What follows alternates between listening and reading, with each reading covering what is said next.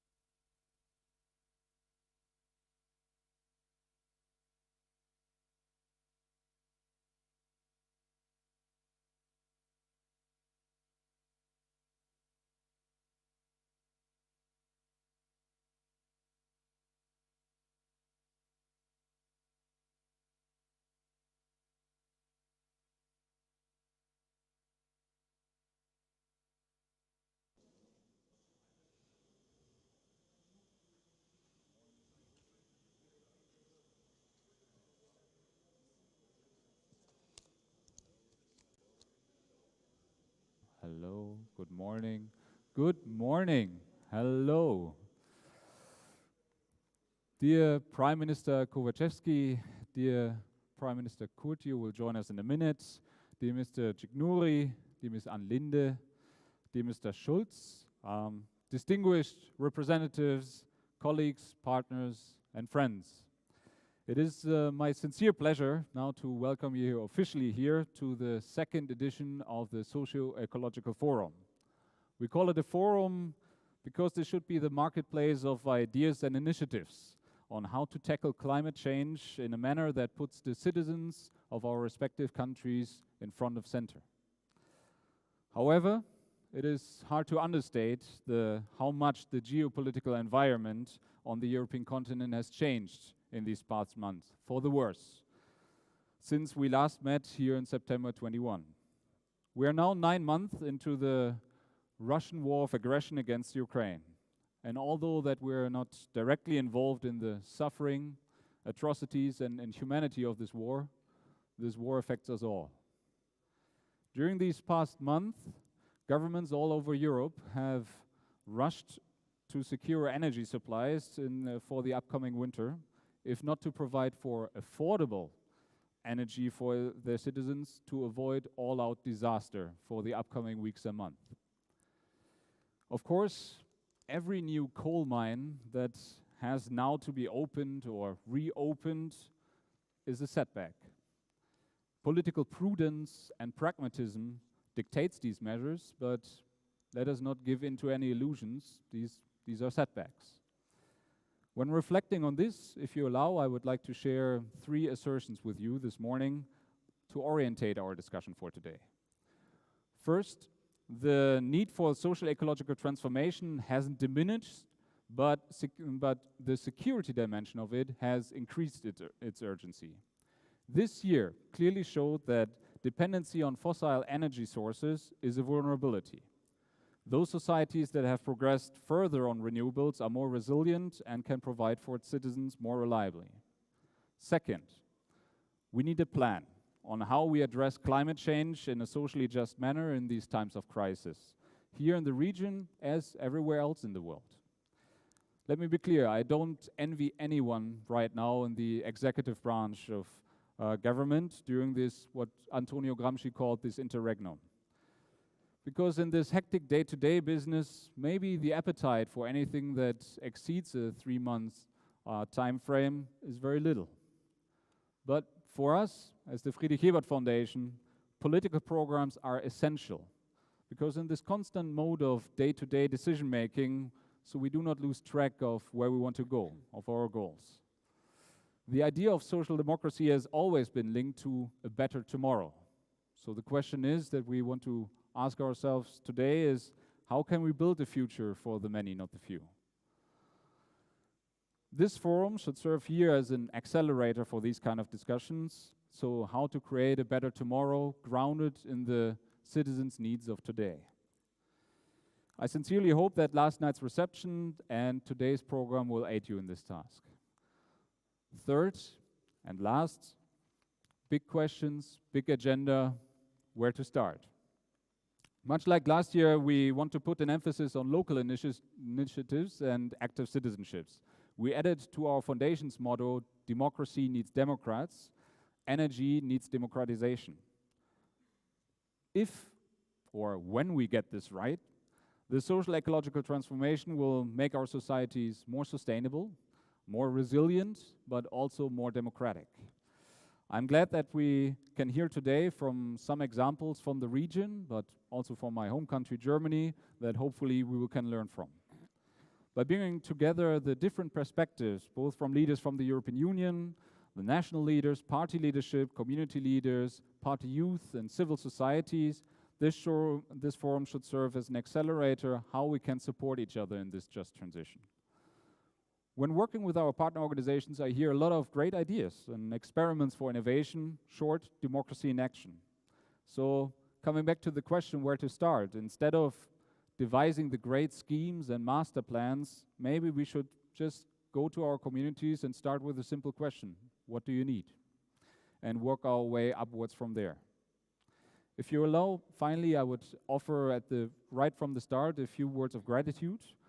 First of all, I'm very delighted that today we are joined by the Friedrich Ebert Foundation's president, Mr. Martin Schulz, and the General Secretary, Sabine Vandrich.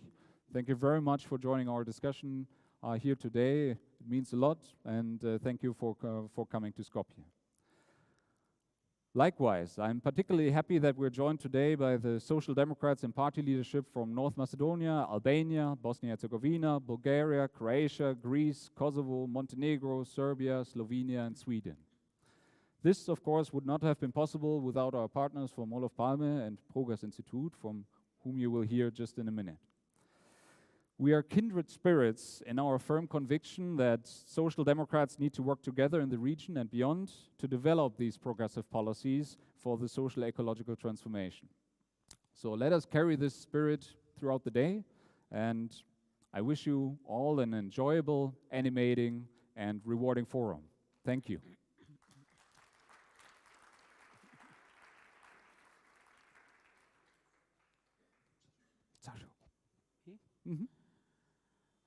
Почитувани присутни, дами и господа, почитуван председателе Ковачевски, почитуван господине Шулц, почитувана Ана Линд, дами и господа, се радувам што можам да ве поздравам од името на Прогрес Институт за социјална демократија на вториот социо-еколошки форум, кој што доаѓа во вистинско време. Случувањата во Источна Европа силно се реперкуираја врз сите актуелни текови на остатокот на континентот и сите овие актуелни мигови ја покажаа ранливоста на Европа поврзана со незината енергетска зависност.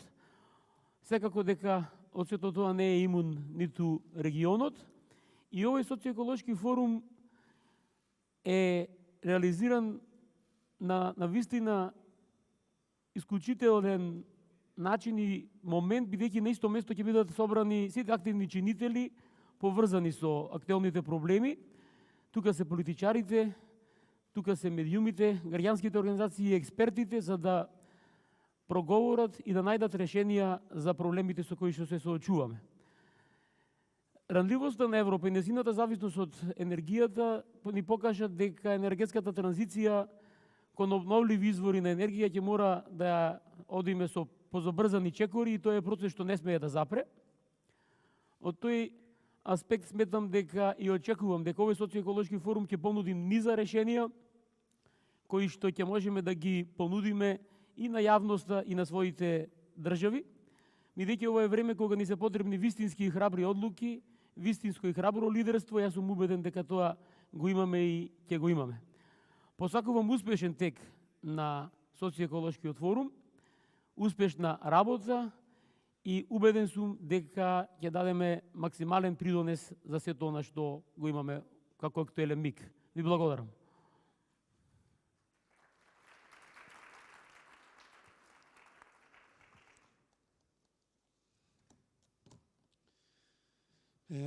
Thank you so much both to René and Sasho.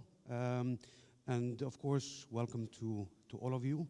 And to Prime Minister Kovacevski, to Martin Schulz and Ann Linde, and all of your designates, and of course, Prime Minister Albin Kurti, who joined us just now, for this second ecological forum, and which you also greeted us during last year.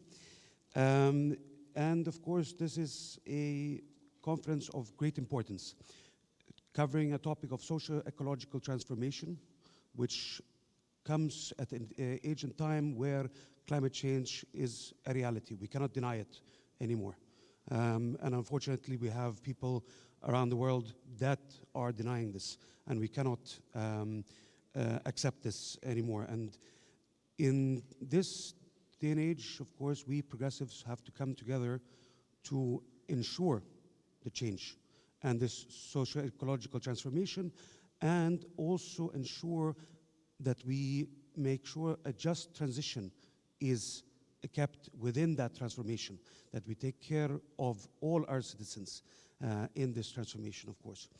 And of course, in this day and age, we need to make sure that we all come together as progressives. And of course, for Olof Palme International Center, Social Democrats of Sweden, we want to make sure that we come together. And here is a perfect example where the regional cooperation will have a clear effect on the future, which René so rightfully said, and we will continue to support that process. So, I mean, I'm not the greatest speaker, nor am I an expert on climate, but we have excellent speakers here during the day. We have an excellent schedule, so I hope that we all will come together and drive this this process forward jointly. So, thanks once again.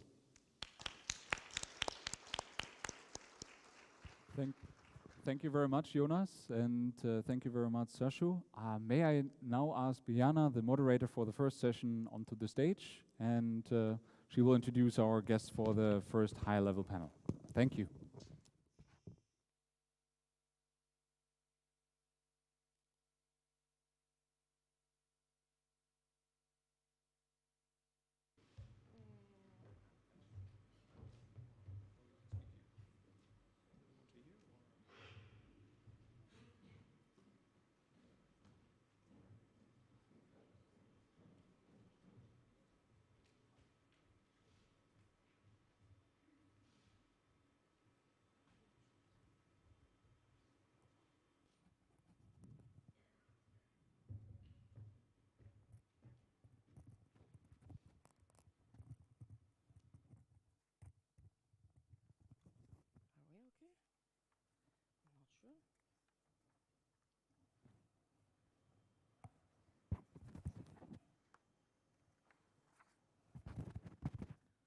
Good morning to everyone. My name is Biljana Georgievska. I'm a journalist, and it's a great pleasure this morning to be moderating this very, very important panel on a topic that has become even more urgent since last year when the first socio-ecological forum was organized here in Skopje.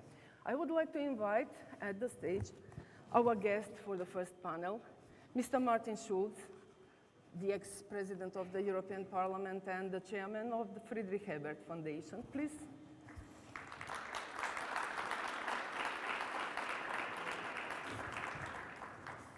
Mr. Prime Minister of North Macedonia, Mr. Dimitar Kovacevski, welcome on the stage.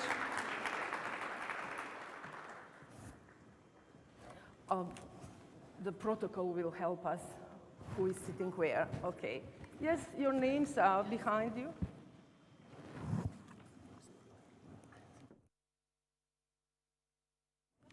Please welcome on stage for Mr. Prime Minister Albin Kurti from Kosovo.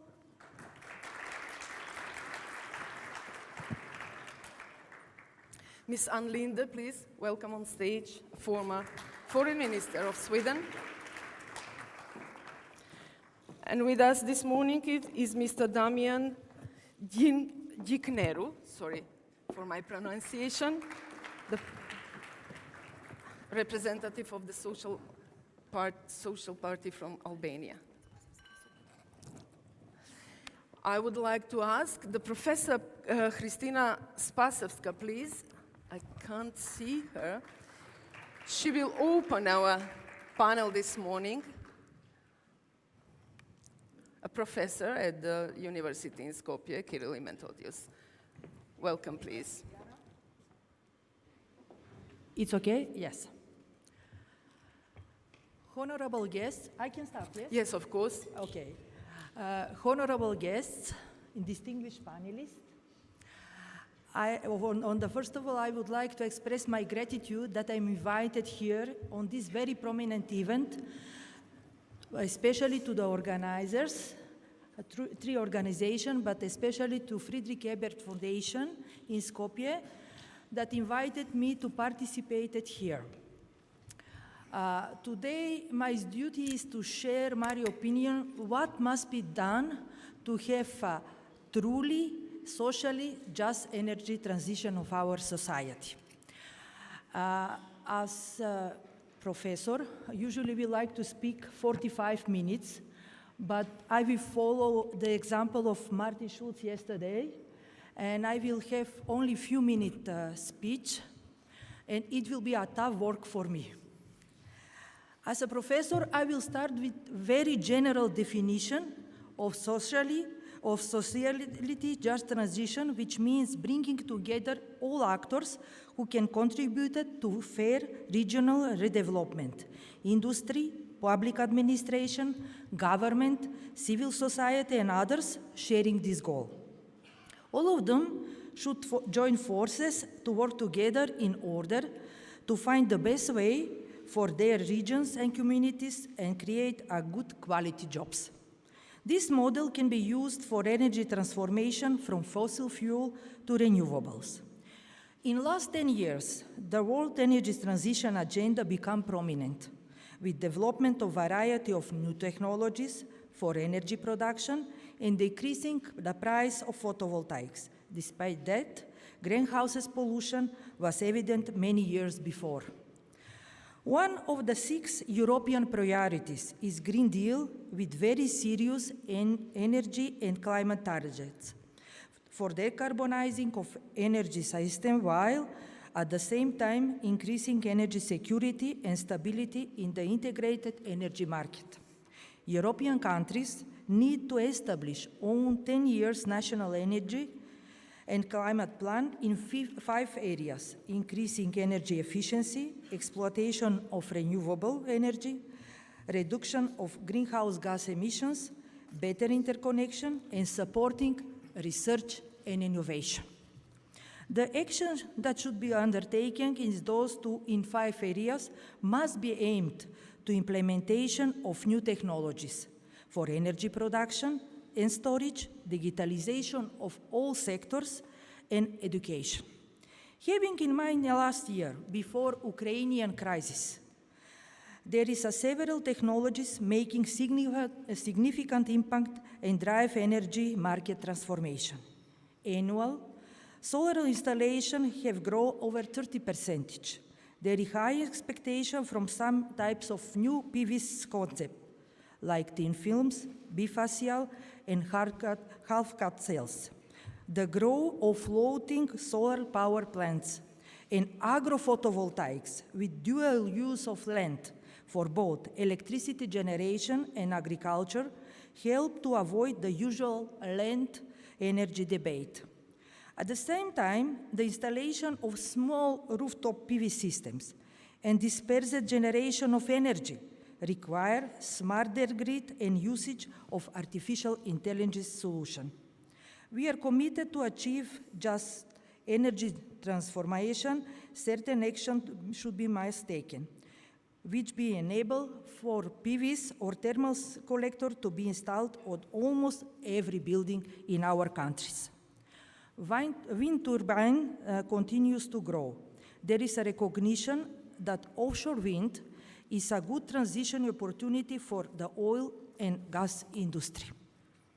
Other technology which is important for energy transition are large-scale battery storage facilities, which naturally follow the growth in wind and solar energy array.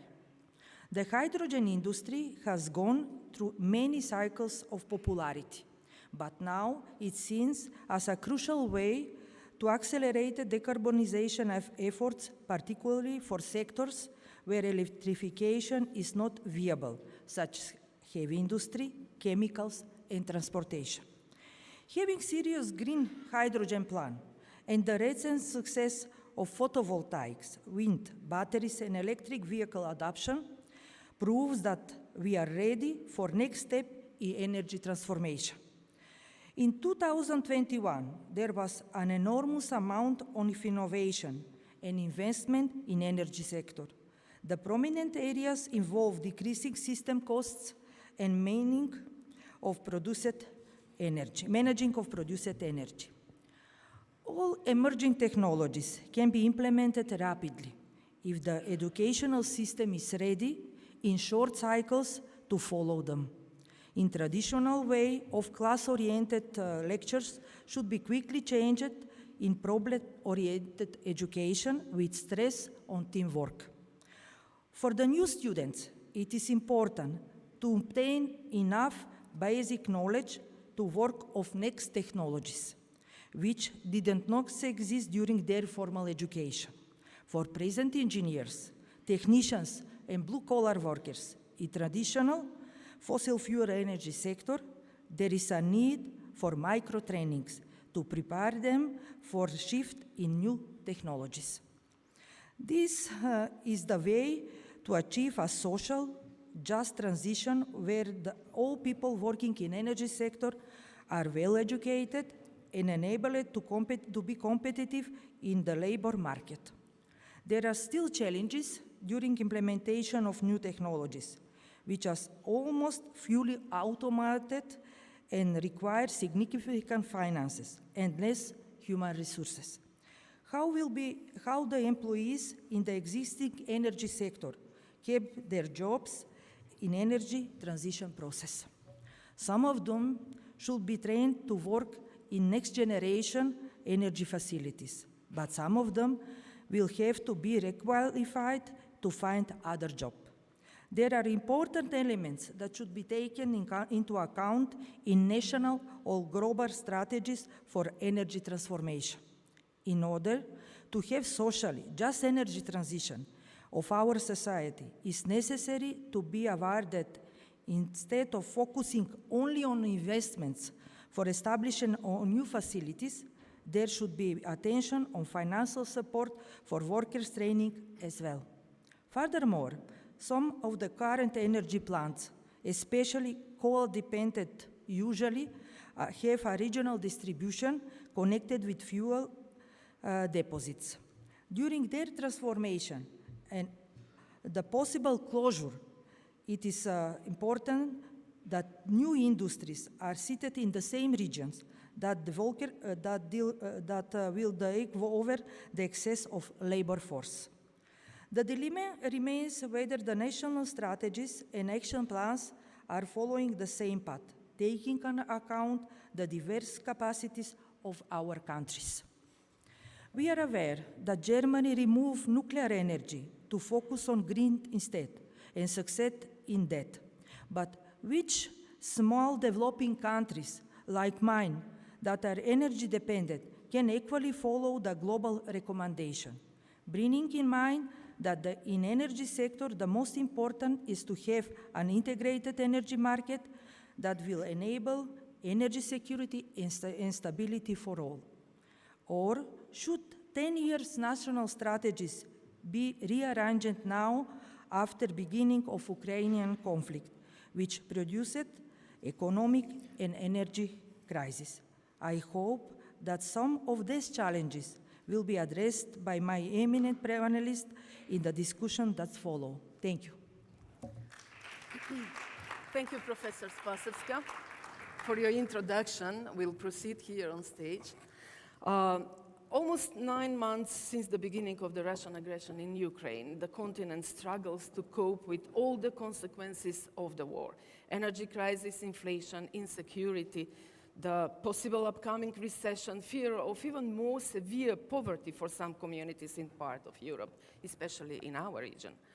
All this comes in combination with the previous challenges, climate changes, droughts, floods, pollution. Today is 22nd of November, but we didn't register yet a morning temperature below 0, which is very, very unusual for the end of November. Some people would say here, yes, it's good in terms of savings on heating bills, which have doubled or tripled during the last months, but farmers, for example, won't agree. Their crops are totally confused by the mild weather. These are among the reasons we are here to initiate this debate, asking questions on how to address the security implications of the current energy crisis in Southeast Europe, how to guarantee a socially just energy transition, and how to encourage cooperation with the progressive leaders across Europe. My first question this morning goes to Mr. Martin Schulz, the ex-president of the European Parliament and the chairman of the Friedrich Ebert Foundation. Mr. Schulz, we are all concerned not only how difficult this winter could be, but how long the crisis could last. On top of that, this region is still fragile, prone to foreign influences that sometimes drag the reforms backwards. Some steps in energy transitions toward cleaner sources have been done, but how to ensure long-term stability, avoiding energy dependency as so far, and all that in just and fair manner. Please. Yeah, thank you very much for the introduction. It was short enough, but your speech showed, and the question is underlining it, how complex and difficult the whole situation is for all of us. Before answering to your question, I want to welcome not only the two prime ministers I have the honor to sit in between, or you the honor to sit beside me. It's up to you to decide. To welcome and to highlight the presence of the German ambassador here to North Macedonia. Ms. Ambassador, it's a great honor for us to welcome you here for our meeting today. To answer to your question, I have no answer. Yes, please. Because we are living in a time of a contradictory development. On one hand, we need worldwide solutions, and at the same time we are witnessing that the structures, the institutions we need for worldwide solutions are weakened every day a little bit more. The climate conference in Sharm el-Sheikh just showed it, that the necessary international cooperation, normally a role of the United Nations, is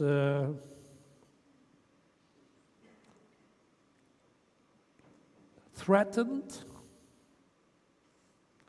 and in my eyes, not functioning at all for the time being. I think you, as a former foreign minister of your country, you can confirm that it is extremely difficult to come to common conclusions, binding conclusions for all participants in the world under, let's say, the chairmanship or the parrainage of the United Nations, when members of the Security Council of the United Nations, very specific case Russia, is breaking international rules permanently, and the role of the United Nations to sanction it, the role of the Security Council, is led to an absurd situation, because the nation which causes the problems could, with a veto, block everything. This is an example that we are coming to a deadlock in a moment where we need worldwide legally binding solutions for the ecological sustainable transformation we need worldwide. This is, in my eyes, one side, creating a problem that the very specific solutions we need on the basis of a common worldwide strategy is not existing. So we are pushed back to national solutions. And this is very heterogeneous, because one country has another solution than another country. I can, as a German, tell you, Germany finished some years ago the use of nuclear energy. In the meantime, our main important participant in the single market of the European Union, France, has based 60% of the whole energy consumption on nuclear energy. So this is a contradiction, enormously creating a lot of problems between Germany and France, both countries representing more than 50% of the GDP of the Eurozone.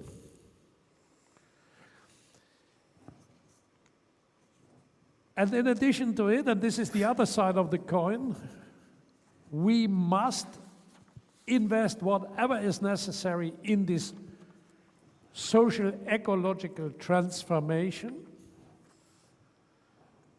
But the investments, the political investments, I'm not yet speaking about economic investments, the political investments, to tell people we can't continue as we did in the past, we have to change everything. And the crisis in Ukraine, the war in Ukraine and the crisis created by the war in Ukraine has a concrete, immediate effect, rising prices for energy, rising prices for food, affecting ordinary citizens in a way that we can't answer and address them. Yeah, we are working for long-term strategies to change it.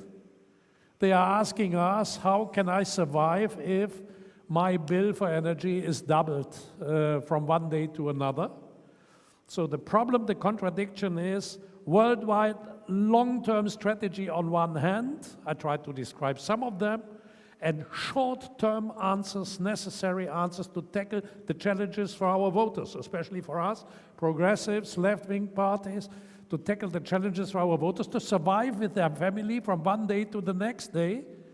This is the big contradiction of our times, challenging us, left-wing parties, progressive parties, in an unprecedented way.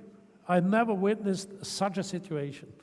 And therefore, because we can't go into detail, perhaps later in the debate, to conclude,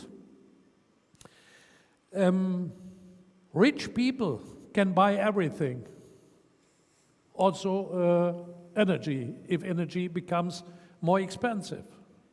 So for them, the 0 degree or -5 degree problem is inexisting. They can heat their houses.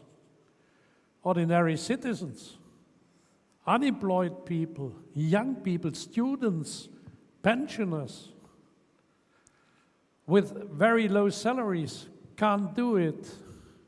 So this is for them a frozen problem, literally. Therefore, my answer is, let's mobilize the necessary money and the necessary means, because if we will not help those people, and this is the majority, to overcome these problems in the next 2-3 years, we will lose the support of people we urgently need to achieve the long-term strategy of change.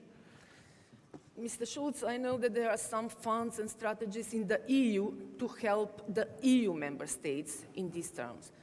How can the bloc and Germany, I know that they are willing to help the region, the Southwest, West Balkan countries precisely, how can they stimulate these processes to go smoothly, to go quicker here in the region? I think the answer is very simple. The European Union must understand that Europe is not the member states of the European Union. Europe is a little bit more than only the member states. Europe is also the United Kingdom. They left the European Union, but they remain to be a European country, and the Western Balkan countries, hopefully future member states of the European Union in a foreseeable time, must be included in all the strategies, and therefore my answer to such a question is always the European Union has such a lot of money that it should not be a bigger problem for the Union and for the member states, especially the big member states of the European Union, to include the Western Balkan countries in the repartition of the money those countries need to survive in this very difficult situation. On the other side, what should the governments here in the region do for this process to go smoothly and to transfer the expertise, at least from the EU level to the national to the municipality level? This is a very difficult question for me Yes, I'll to tell you what the government should do. I think the prime ministers are here and they can answer much better than I to your question. But one advice I dare nevertheless to give them is you should be as necessary outspoken to the European member states to avoid any double standards. Being here in North Macedonia, honestly, I can tell this very openly here because I told it to everybody in Brussels or in some of the capitals of the European Union.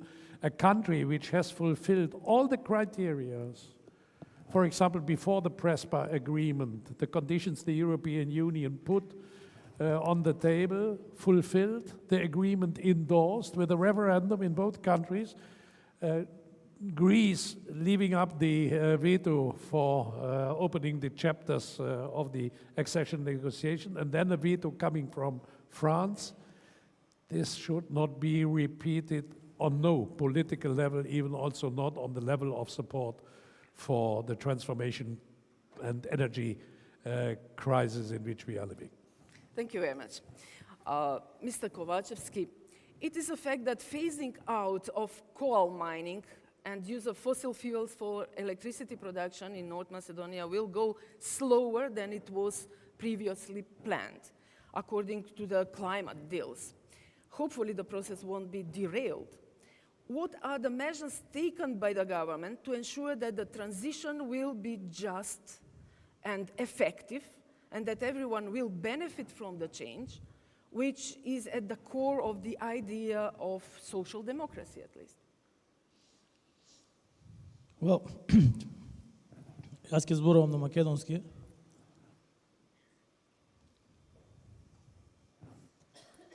Најпрво сакам да се заблагодарам што Фридрих Еберт фондацијата заедно со нејзиниот председател се во Скопје по втор пат и што може на ваква тема да разговараме, која што тема е клучна во светот во овој момент и драго ми е што тоа го правиме заедно со исклучително значајни социјалистички и социјалдемократски имиња и во регионот, заедно со премиерот Курти и со нашата гостинка, министерката Линде.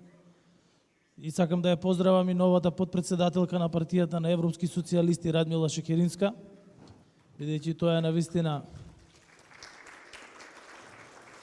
успех не само за Социјалдемократскиот сојуз на Македонија и за Северна Македонија, току успех и за целиот Западен Балкан да имаме за прв пат подпредседател на ПЕС.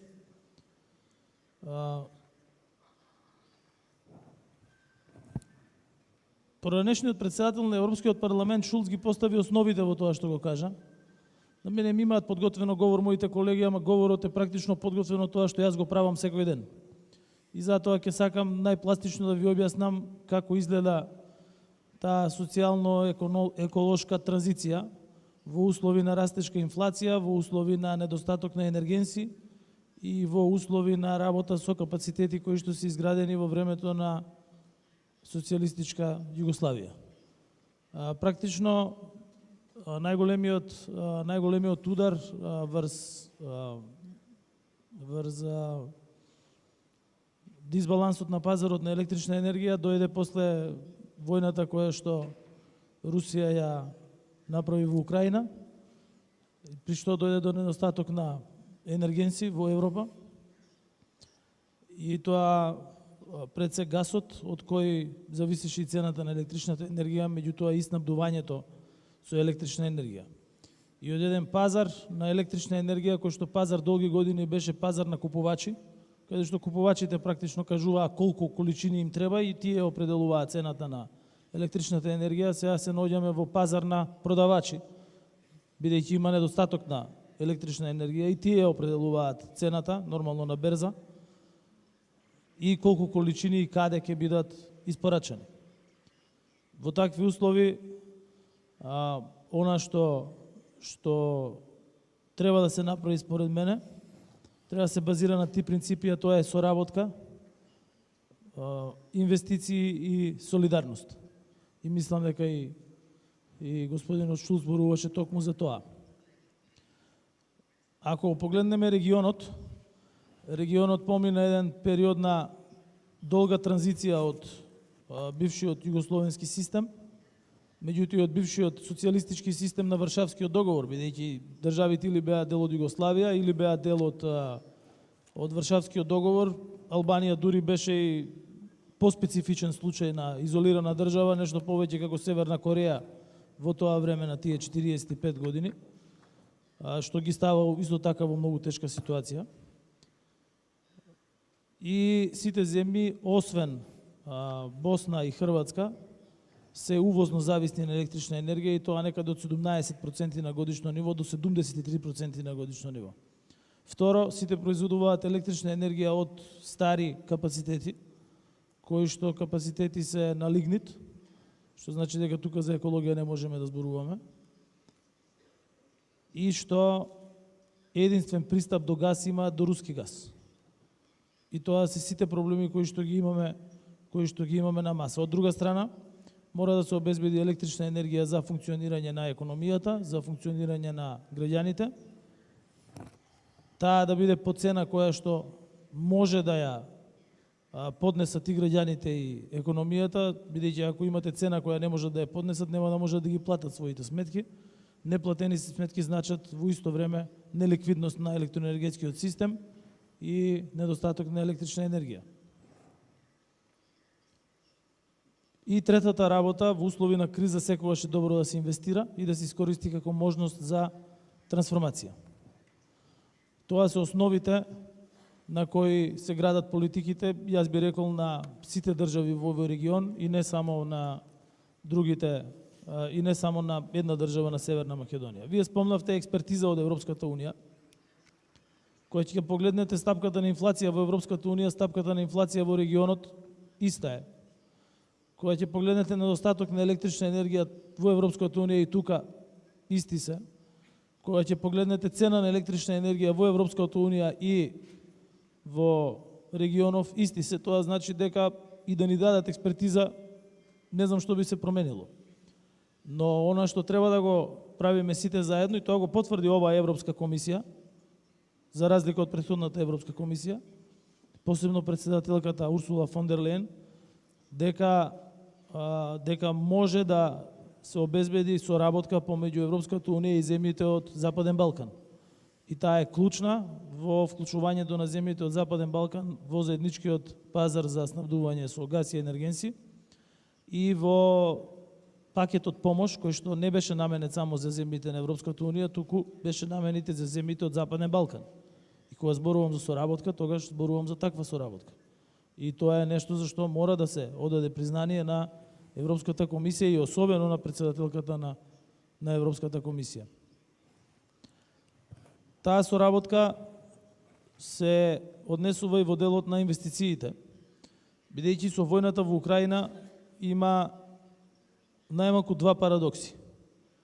Едниот парадокс е што инфраструктурата која што беше градена 50 години, а тоа е инфраструктура од исток кон запад за пренос на газ и нафта, значи Северен тек 1, Северен тек 2, дружба и така натаму, тие практично се нефункционални. Тоа е првиот парадокс. Што значи дека постоечка инфраструктура веќе не може да се користи. Вториот е што и Русија со својата непромислена и неоправдана војна во Украина не може да продава енергенси веќе по таа инфраструктура, мора да продава на исток, каде нема инфраструктура. Значи сега тие ќе треба да градат инфраструктура кон исток, кон Кина, кон Пакистан, за Индија и така натаму. И ние, бидејќи сега немаме исток-запад инфраструктурата, треба да градиме инфраструктура југ-север, север-југ и запад-исток. И доколку погледнете било кој економски магазин, темите се за новата инфраструктура помеѓу Шпанија и Франција, новите ЛНГ терминали во Грција, нови ЛНГ терминали во Албанија, проширување на ЛНГ терминали во Хрватска и така натаму. Тоа е се дел од инфраструктура која не постои. Таа инфраструктура во рок од 2 години не може да се направи, бидејќи се работи за финансиски инвестиции од милиарди евра, но може да се направи побрзо доколку се работи заедно. Сега сакам да зборувам за инвестициите кои што ние ги правиме. Јас само би предложила, има многу подпрашања, да им дадеме збор на другите гости, а потоа ќе развиеме дискусија доколку времето ни дозволи. Mr. Prime Minister Kurti, I would have asked you another question as a journalist this morning, but let's stick to the agenda. Kosovo is a coal producer, coal exporter, but in the same time has a strategy for building plants for renewable energy to cover at least 35% of the electricity needs until 2031. One of the projects even takes care of better representation of women in the energy sector and the labor market. In general, how far your government has gone in reaching these goals? Thank you very much, Ms. Georgievska, dear Prime Minister Kovačevski, dear Martin, dear Ms. Linde, dear Professor Spasevska, dear Mr. Jiknuri, dear René, Your Excellency, German Ambassador, dear participants, ladies and gentlemen, I'm glad to participate in today's discussion for two simple but important reasons. First of all, I believe that overcoming any crisis today requires cooperation and solidarity. Even more, as Social Democrat, I believe that it requires all our commitment to building strong alliances for a resilient and prosperous future of our region, for Europe and beyond. Second, I believe that in particular the energy crisis can be overcome only if we seek solutions for us and the region, and not only for ourselves. Last week, a renewable energy conference was held in Belgrade. Unfortunately, Kosovo was not invited to this conference, and some weeks earlier, Deputy Prime Minister Bislimi was invited to Belgrade Security Conference, but unfortunately he had to return to Kosovo since Serb authorities didn't allow him to enter Belgrade. On the other hand, on the 3rd of November, the Western Balkan 6 countries signed 3 agreements during Berlin process in the summit chaired by Chancellor Scholz and Madam President Ursula von der Leyen. Now we hope that 6 parliaments of Western Balkans swiftly will ratify these 3 agreements in order to establish common regional market. Maybe you understand why I'm suspicious of any initiative which is not led and coordinated by the EU.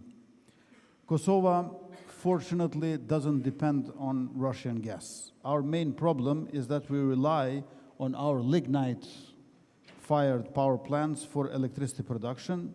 Coal is cheap, but coal is dirty as well. Therefore, the government of Republic of Kosovo is committed to laying the foundation for the future of the country's energy sector, which will increasingly provide security of electricity supply, clean energy, energy efficiency, active citizen participation, and support for vulnerable groups. Speaking of strengthening regional cooperation and market functioning, Kosovo is committed to the implementation of all obligations of the Energy Community Treaty for the creation of a free, integrated, and competitive electricity market. We aim to integrate Kosovo's power into the regional and pan-European market, the market integration with the Republic of Albania being a high priority and especially important for our country. The most important first step here will be the full operation of the Albanian Power Exchange, ALPEX, which is expected in early 2023. We are only now embarking on the process of energy transition. Therefore, the question should be how we are ensuring that this transition will be just. So we're going to have transition, but it must be just. I think in the case of Kosovo, given the high level of energy poverty, just transition refers not just to dealing with the consequences of transition on coal-dependent workers and regions. It is about ensuring that energy prices are affordable, efficiency solutions are available to all, and no one is left behind. As a social democratic leader, I'm committed to ensuring that throughout the planning and implementation of every policy, in its core lies the precondition of social justice. We need and want citizens to be at the center of the country's energy future by ensuring that they have access to affordable energy and at the same time are intensified to participate actively in the sector by producing electricity and the self-consumption of renewable energies. As a government, we are aiming to protect our citizens from price hikes, but also to ensure that there are incentives for them to increase energy efficiency and to reduce demand for energy. This year, our electricity demand has decreased by over 6%. Last year, we have had economic recovery package, which amounted to around 4% of GDP. This year, it continued 3% of GDP, but we added a package for reducing of inflation impacts, and among the measures there was to reward those who save. So every household in Kosovo which saves energy will be rewarded in a double fashion in comparison with their bills from the same month last year. In the near future, measures like house insulation, installation for solar panels, purchase of efficient household appliances, or efficient heating systems should be possible for a wide range of the population. With the law on renewable energy, we will encourage investors to build capacities in solar and wind. By the beginning of next year, we will launch the first auctions with the aim that by 2031, we will have built 1,400 megawatts of wind and solar capacities and increase the share of renewables to 35%, as you've mentioned, Madam Georgievska. From next year, we are increasing and speeding up investments in energy efficiency in the residential sector, renewable generation projects, and sustainable district heating systems. I will stop here since during the panel, I guess I can be Thank you very much, answering your Mr. questions. Kurti. Let's go to Sweden now. Ms. Linde, the environmental degradation is an alarming problem here in Western Balkan countries. The socio-economic cost of air pollution is significant due to dirty energy production, as Mr. Kurti mentioned. So what are the possibilities for better and just society if we all accept the change and in terms of energy saving and decarbonization? Or what could be the social consequences of climate changes if we don't want to get out of our comfort zone, if we don't do anything to save the nature? Well, thank you very much, and thank you very much for being invited to this very important forum, and I am very honored to be here together with the two prime ministers and my dear friend Martin Schulz, and all of you here from the progressive movements.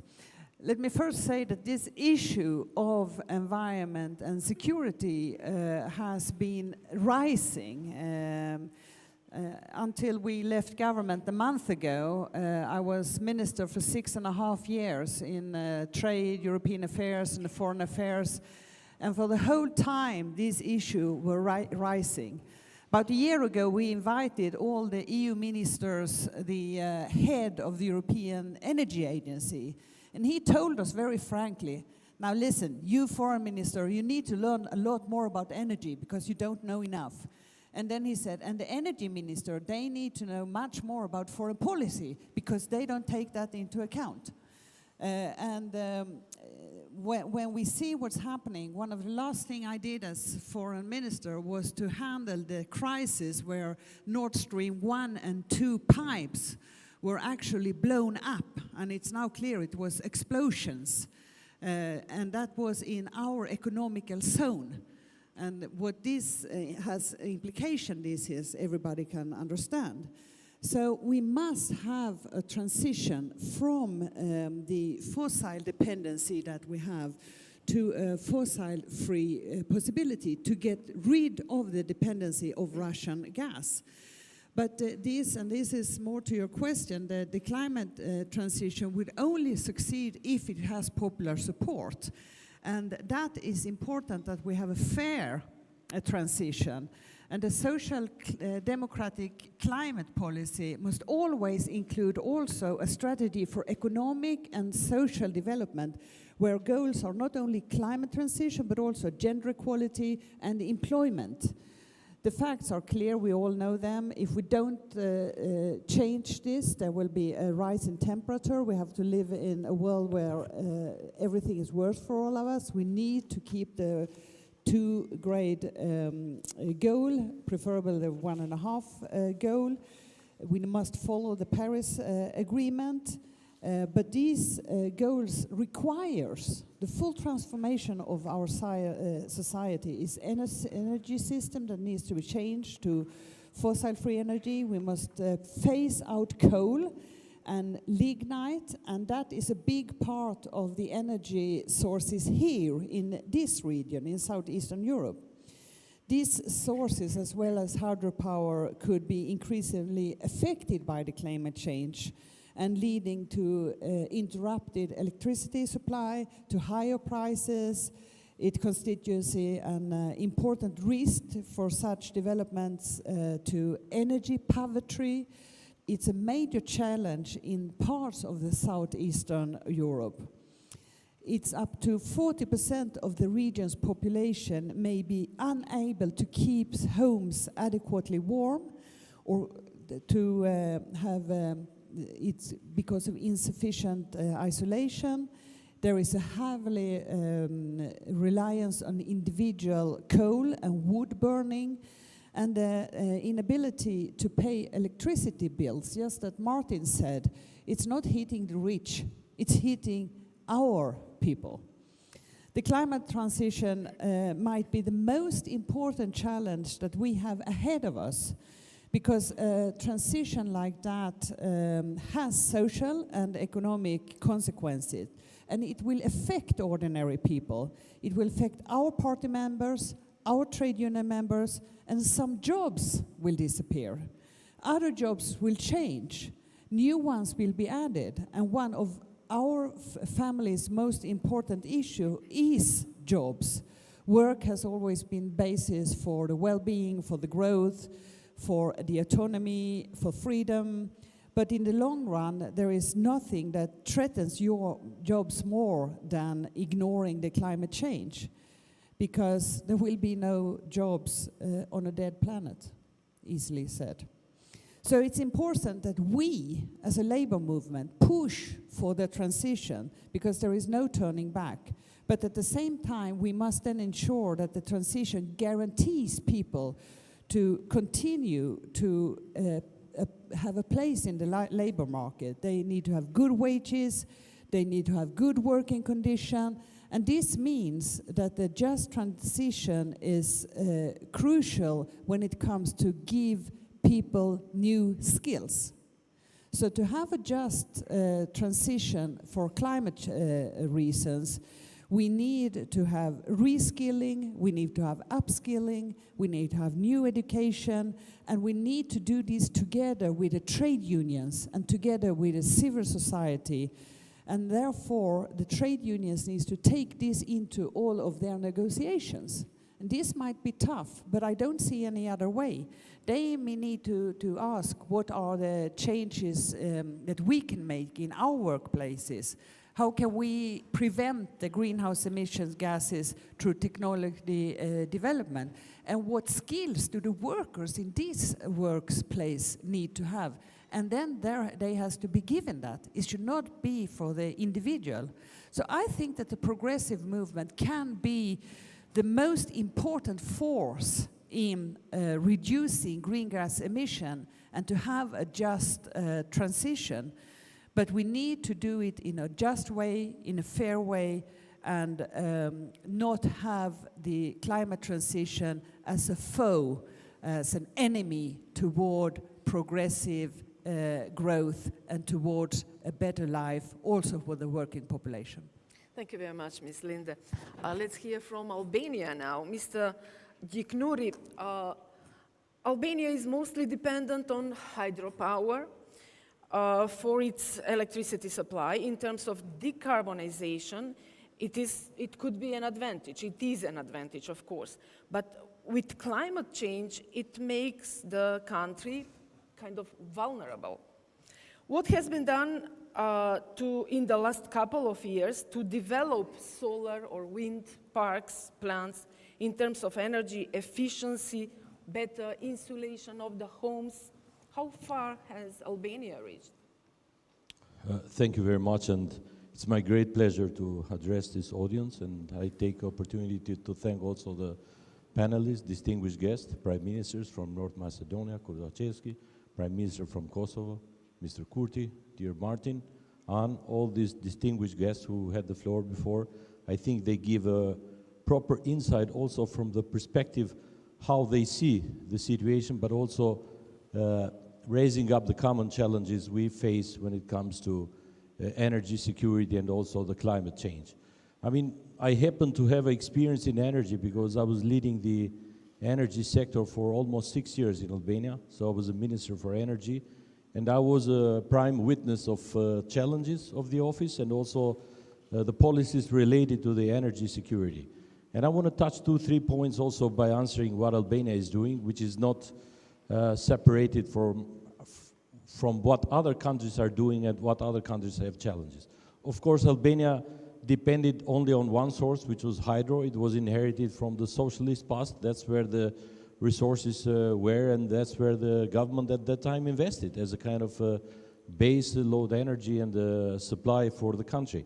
However, this raised the importance of having reliance on only a single source, or when the main source of reliance is a single type of source, like, for example, gas for many European countries, or only hydro for Albania, it becomes a vulnerability in the times we're living in. Because the climate change, it is a factor, it is affecting the rainfalls, and it is affecting the security supply of my country as well. So it comes to the idea of diversification, which I think this should be the main policy for many European countries, including the region as a whole. Because the region has an advantage because it has many type of resources which we as a Western Balkan can combine together and become a relatively attractive place for investment to increase the capacity. Because Albania have some advantages, Kosovo have some advantages, North Macedonia have some advantages, and all countries can contribute with their resources, but we need a better integration and a common market. I think this is going to be our main goal.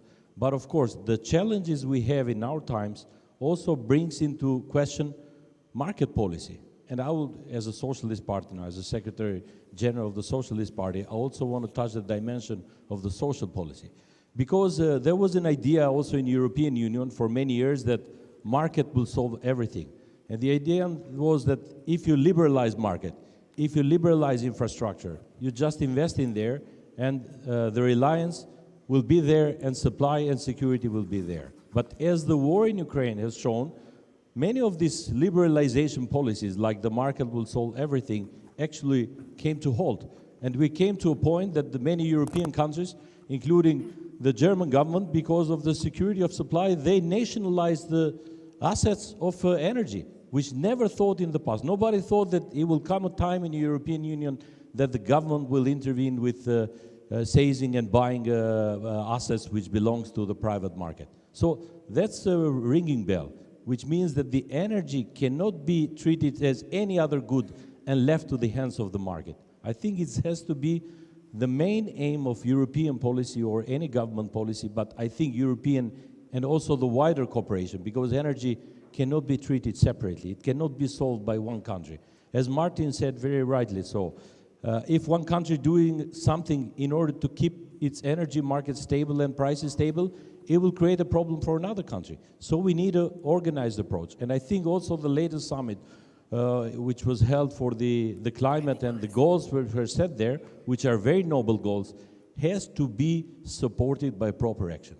And I come to the Balkan now, because I cannot talk long about this topic, but normally what we can do as what European Union and the Western Balkan can do, first of all, what was promised about integrating the energy sector and integrating the infrastructure of this area has to take place. And Europe, in the past, has committed, at least in statement, that they will invest in the integration and bundling of the energy infrastructure in this region.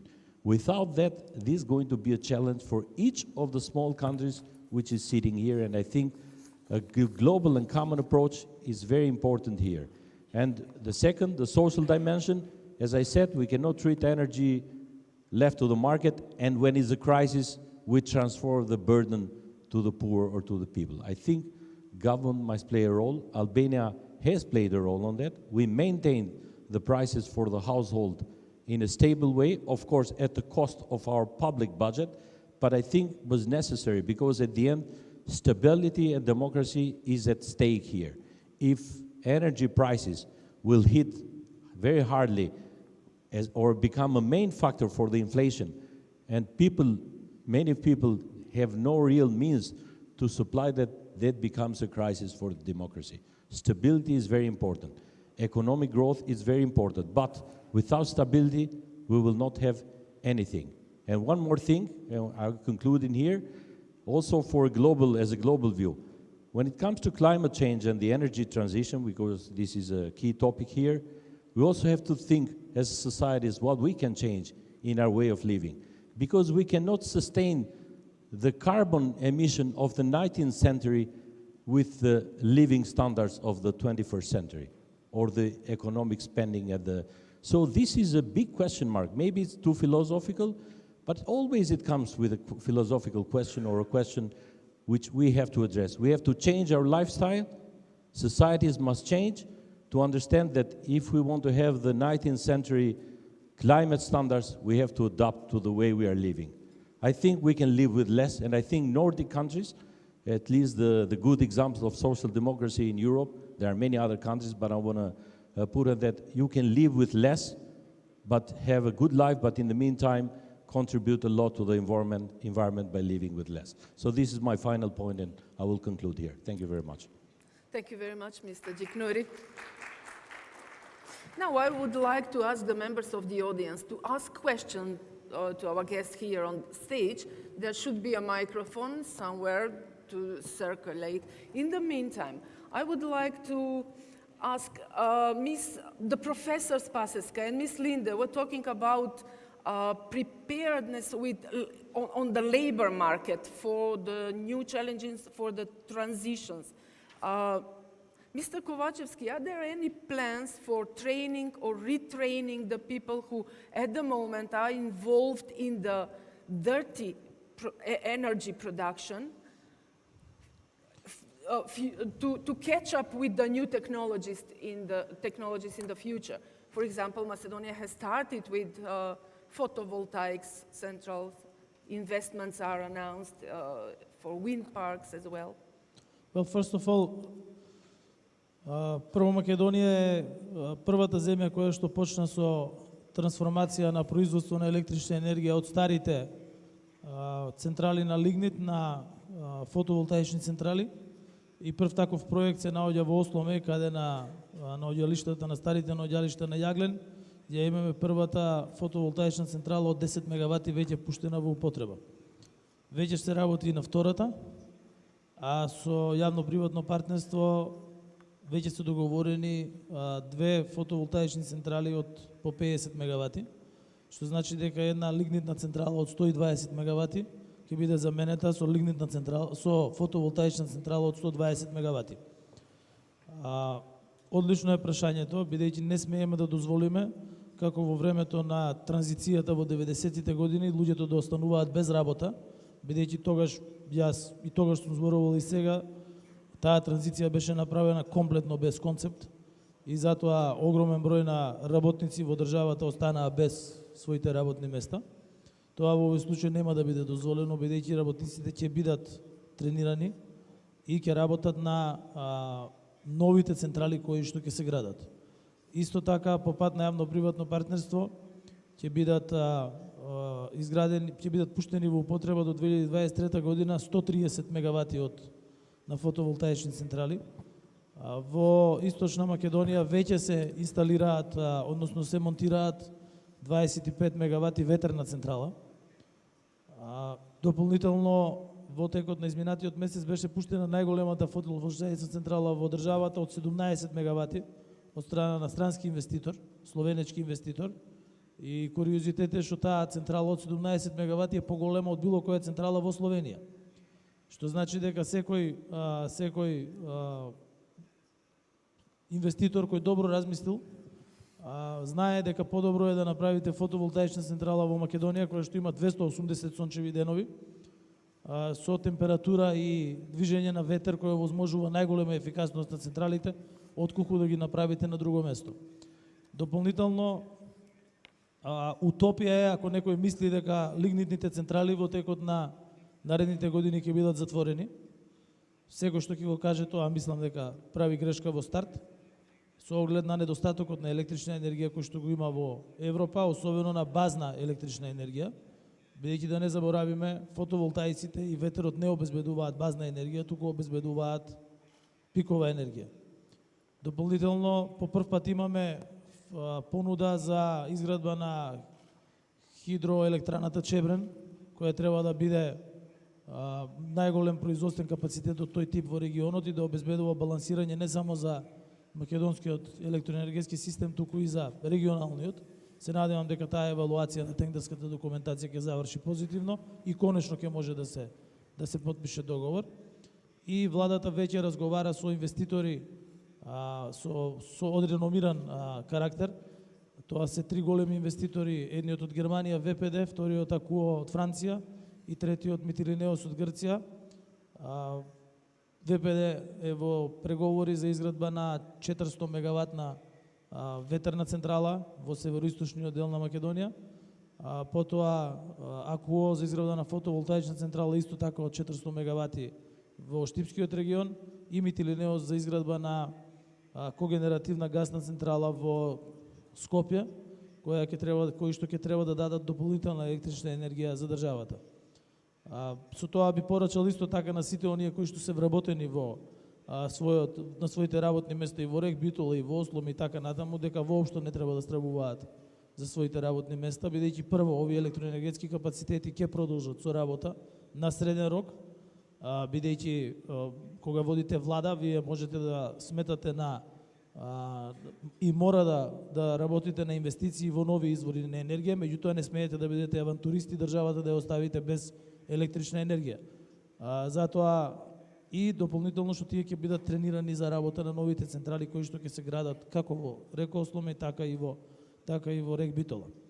На крајот останува да споменам само дека државата обезбедува субвенција на електричната енергија 80% од она што би го плаќале граѓаните.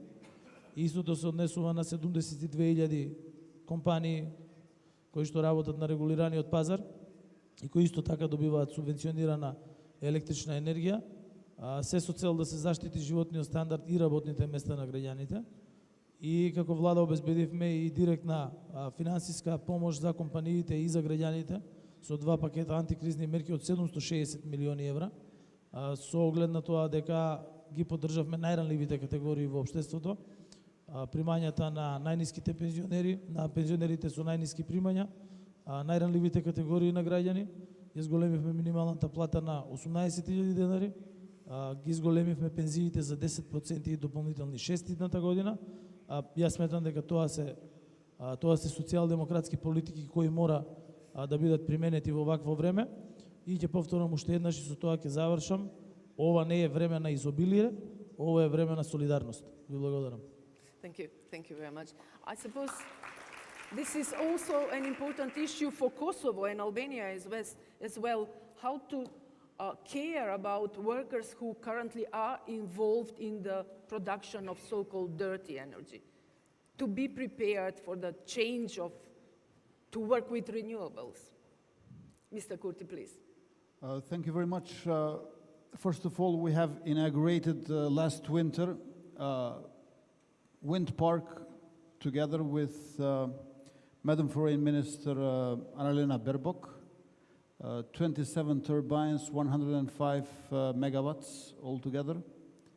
At the same time, we are going to continue with solar for Kosovo, which also will help further on our cogeneration. And we will go aggressive with renewables. To this end, we definitely need new skilled labor force in energy sector. To this end, we have already made an important step, and that is that late July this year, we have signed a compact program with Millennium Challenge Corporation, in US, a grant of $202 million, which will be focused on battery storage, because once you go aggressive with renewables, then you need storage. Since wind blows best at 4 a.m. when majority of people don't really need it, the electrical energy, so you need storage. Likewise, when it comes to solar panels and generation from sun. Therefore, battery storage, 300 megawatt hours altogether, are a capacity which is going to help us. And to this end, we are going to need new trainings and new courses for people in energy sector regarding renewables. And within this compact program, it is foreseen to have, especially for women, training in energy sector.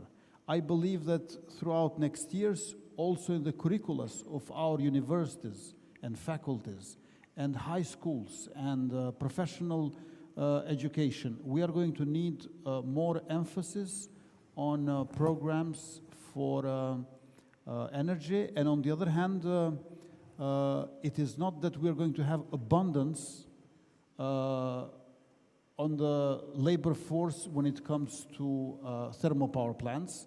Actually, there you have the same phenomena where engineers are, average age of engineers is like over 50, and we are lacking people who come out from our universities for energy sector, because so many have been studying law and economics, political science and international relations, and what we need is to bridge this skills gap, and precisely to bridge it when it comes to energy sector. So it is not that we need just to train people for the renewables, also for the existing capacities, we have a certain scarcity of electrical engineers. So on both fronts, we will have to engage, because in vain we invest in energy if we do not have trained labor force for that. Does Albania have the same problems, the same dilemmas like North Macedonia and Kosovo, Mr. Gjiknuri? Pattern of energy production. We don't have this dirty coal. We have hydro, but we are vulnerable. But I want to mention a few things which I didn't have a chance at the first introduction. Actually, Albania was the first country, and I was proud because I was a minister at that time, to launch the first auction for the PV solars. So actually we managed to diversify, and right now in Albania, there are 300 megawatt of solar, more than 300 megawatt solar parks under construction, and there are more hundreds and hundreds of other megawatts which are already awarded and licensed, and I think they're waiting for finance. And the same goes also for wind, which we are organizing now a number of auctions for bigger capacity for wind power production. And I think all of this will integrate and diversify the Albanian energy production. However, I want to come to one more point, which I think, because everybody, when they talk about solving the issue, is how much capacity in renewables are built. But we are forgetting one more element which is important, especially and particularly for this region, which is the infrastructure, the smart infrastructure. Because if we are going to have many of these type of capacities in operation in the future, we have to have better infrastructure to handle this energy. And I think country lacks a lot in this direction, not only Albania, but also the neighboring countries, as far as I know, the network and the grid. And that's why I come to the main question, that who is going to help? And I think European Union must be a good source with other financial institutions to support the regional effort to integrate the infrastructure. It is very important because it will be in the interest of EU itself, because the Western Balkan is very close to many European industrial countries, and I think if they want to lower their carbon footprint, I think they can use the renewable energy of the Balkans when there is a surplus.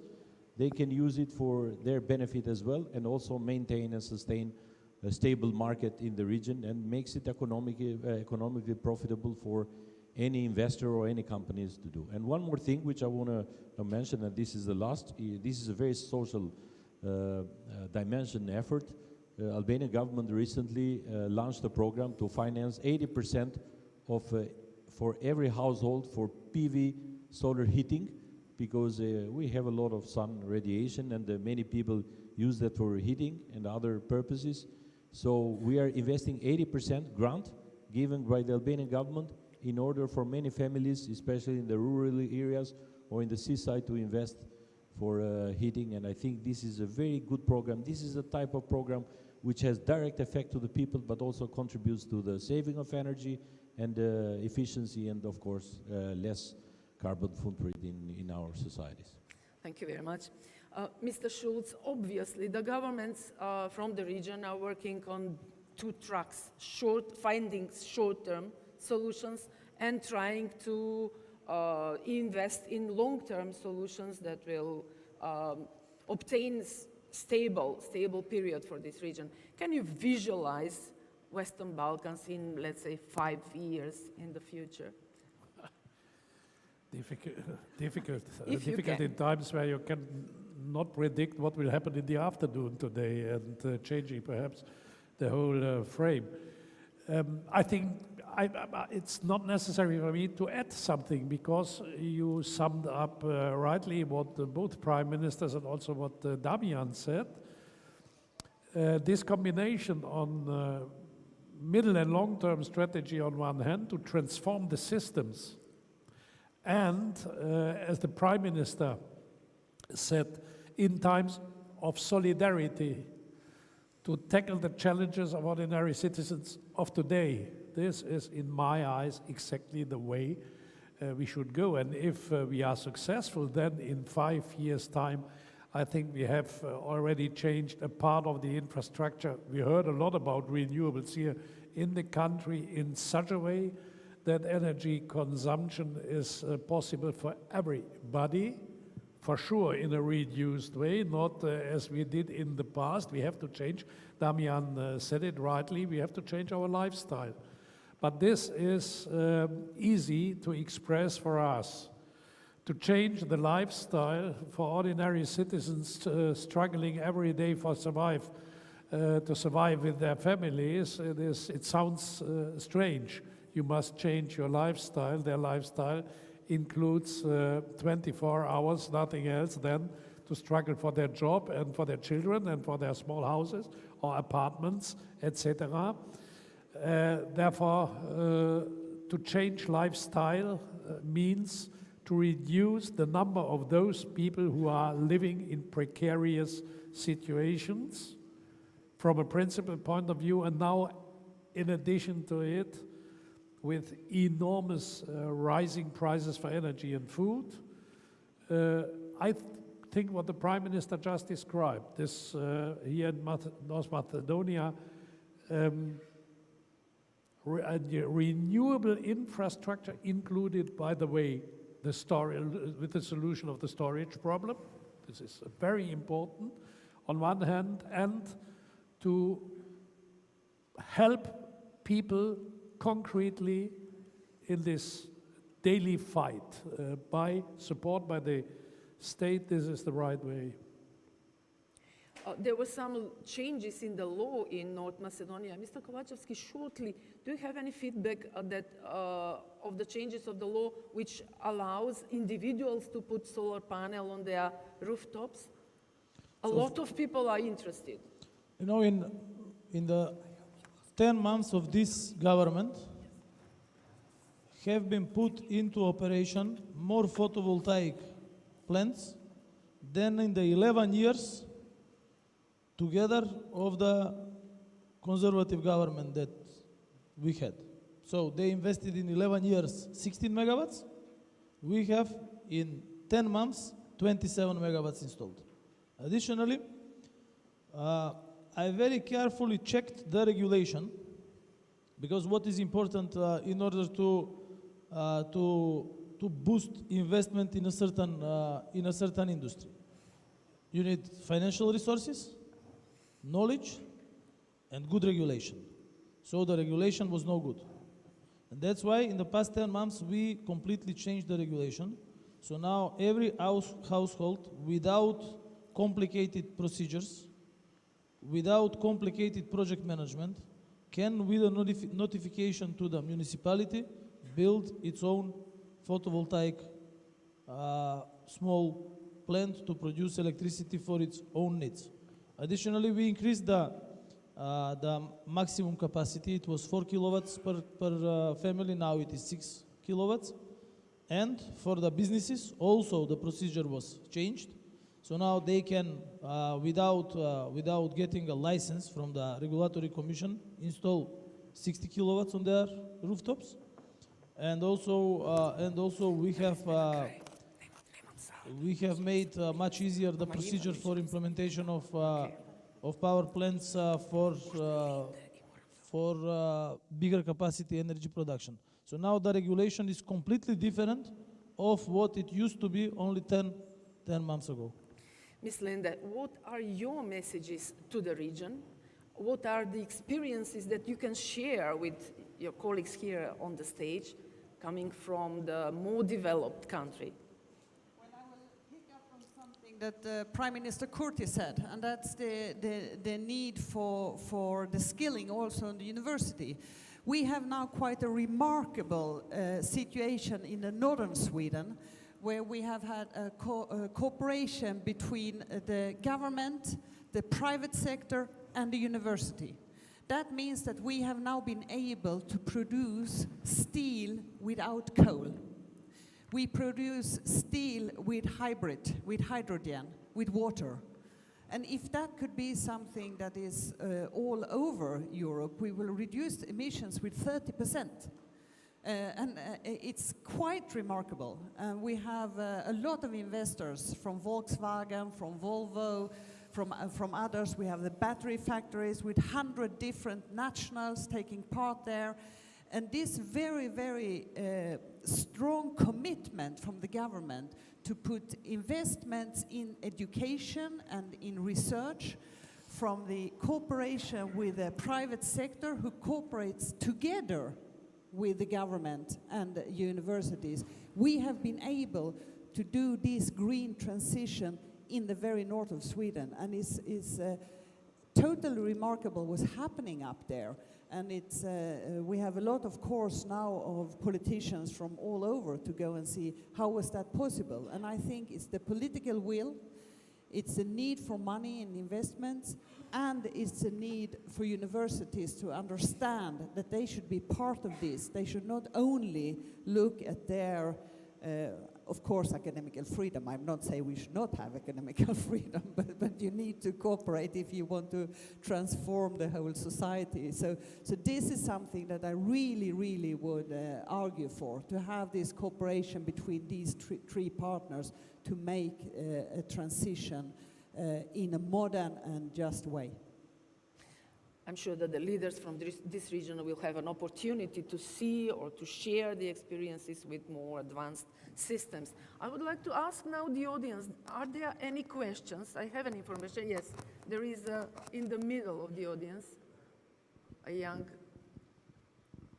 guy who wants to ask. Thank you so please. much. I will ask the question in English, and hopefully all of you can hear me. Thank you to our dear panelists for a really an inspirational session. I mean, this inspired actually my questions because I had something other in mind to ask.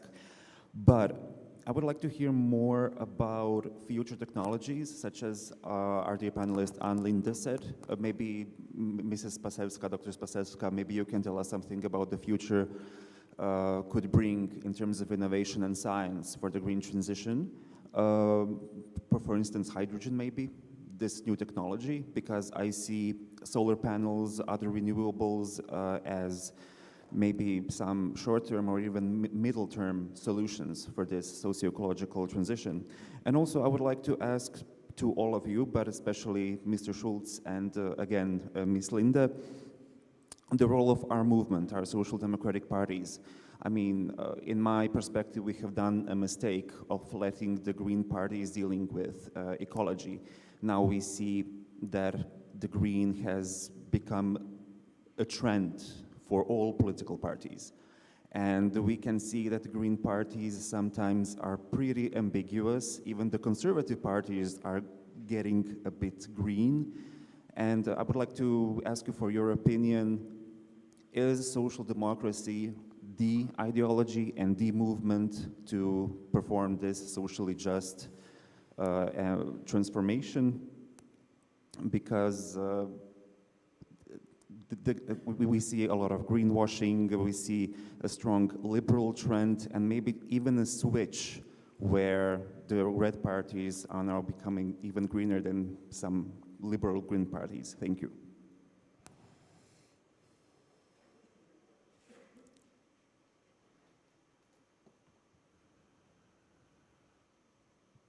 Mr. Schulz, a question was Yeah. addressed to you.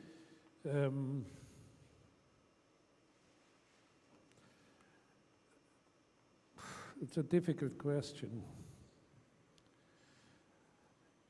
My hope is if everybody is green, the Green Party is not longer necessary. Then this is my hope for the future, that people understand it's not enough to be green. I repeat what I said, and Anne Linde said it in a similar way. If I take the example of my Green Party in Germany, I think it's the strongest in Europe. The German Greens are the strongest Green Party in Europe. Their voters are not our people. These are middle-class people. This is a kind of new lifestyle party. And when Damian said we have to change our lifestyle, I was reminded to the messages of German Greens. No meat, vegetarian food,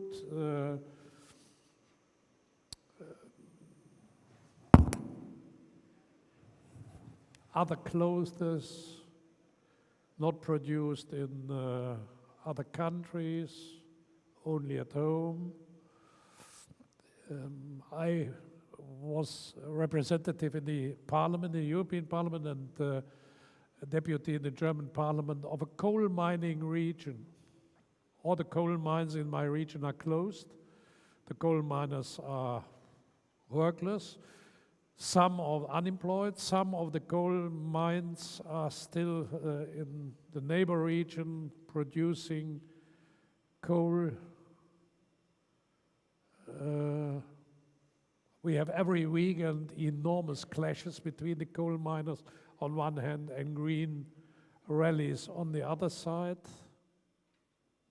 And if I look then to the rallies and the people participating in the protests and then compare their life conditions, their salaries, their incomes with the life conditions of the coal miner, there's a gap.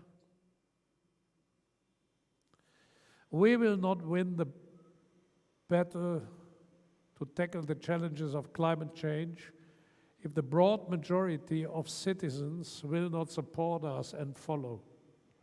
And they will only follow if the change is socially just.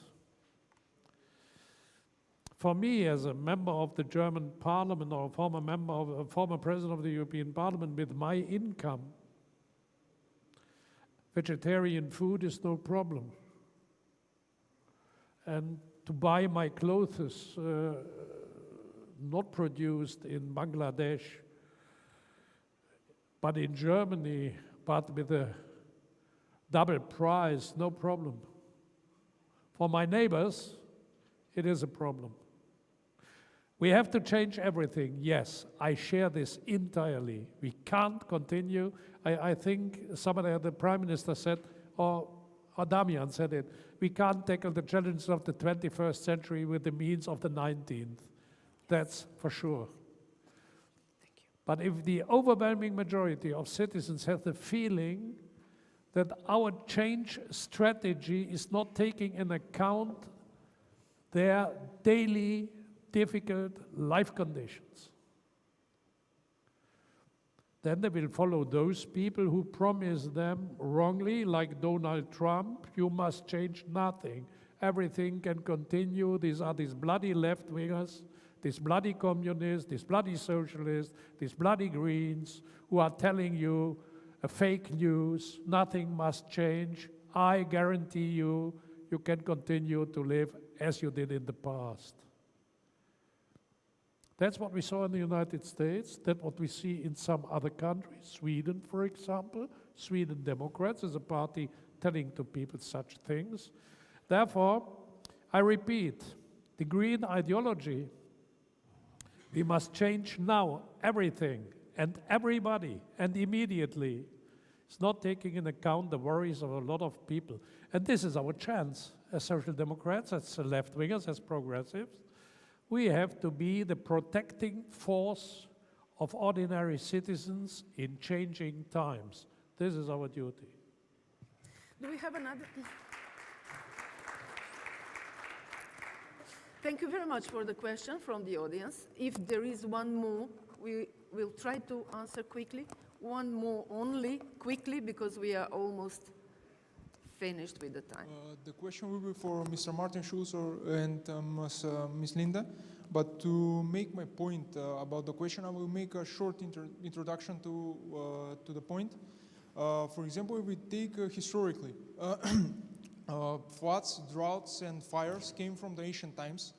But, for example, the scientists start working on the climate change issue till 1800s, for example. And then the national weather services of the powerful countries, like I say, Germany, France, USA, started measuring the pollution in the atmosphere till 1950s. So we all know that the science behind it. For example, we all know that carbon dioxide traps the oxygen, and then the fossil fuels that most of the poor countries use it also puts the carbon dioxide in the air. So how does the European Union, for you, Mr. Martin Schulz, especially as a former president of the European Union, how does the European Union decide to distribute the wealth towards the poor countries like the Western Balkans? Because as a non-EU member, so simply as poor countries, we don't have enough wealth, and the maldistribution inside the countries of the wealth is not enough to fight against the climate change. Because few people, I can say, think that the climate change is not a serious problem, but at the other level, on the other side of the world, for example, USA, know that in the Arctic, for example, there are many high temperatures, and for example, there are heat waves in the oceans. In some places that in the past there wasn't nothing. So my question would be, how does the European Union, in cooperation with the USA, decide how to distribute enough wealth to the non-EU countries or poor countries like the Western Balkans? Thank you.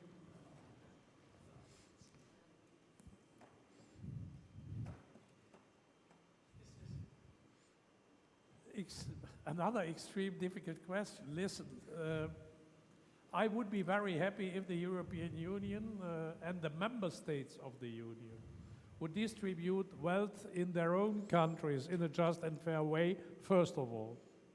Secondly, if you remember how difficult it was to agree between the 27 member states of the European Union about the recovery fund, the next generation fund within the European Union. I would not ask the former foreign minister of Sweden to tell us about the debate between also social democratic countries of the southern part of Europe, Spain, Portugal, for example, and the northern part of Europe. Thanks to God, the German government was present to balance a little bit between both. It was Olaf Scholz at the end who made the proposals for the compromises. But very shortly, to include our neighbor regions, especially the Western Balkan countries, into these programs is absolutely necessary and meaningful, because people here should feel that we are living, I quote once more the Prime Minister of North Macedonia, we are living in times where the biggest need is solidarity. Solidarity within societies and between nations, and that should be the message of the European Union distribution. Well, We'll finish with the ladies, Ms. Lind. Very short answer to that. I think that the European Union has got it in a way that you need to have both for diversification and change of energy, but also to support the household and the small businesses and medium-sized businesses that is hit by climate change. So in November, in the beginning of this month, there was this package of 1 billion euros to energy support package, and what I think is so good with it is that half of it, 500 million euro, should be used to support vulnerable groups and protect the much needed investments in energy diversification. So half is to change the technology, half is to give support to those that are hit by the transition that is needed. And that is the way I think that the EU should continue. This money, the 1 billion euro package that was decided in the 3rd of November in the so-called Berlin process, that will be decided in December, and the money will be given out to the different countries in the Eastern Balkan in January. Ms. Linde, Mr. Kovačevski, Mr. Schulz, Mr. Kurti, Mr. Diknuri, and Ms. Spasevska. Thank you very much for participating at this first panel of Socio-ecological Forum organized by Friedrich Hebert Foundation. Hopefully we'll have much more interesting discussions later in the day. Thank you.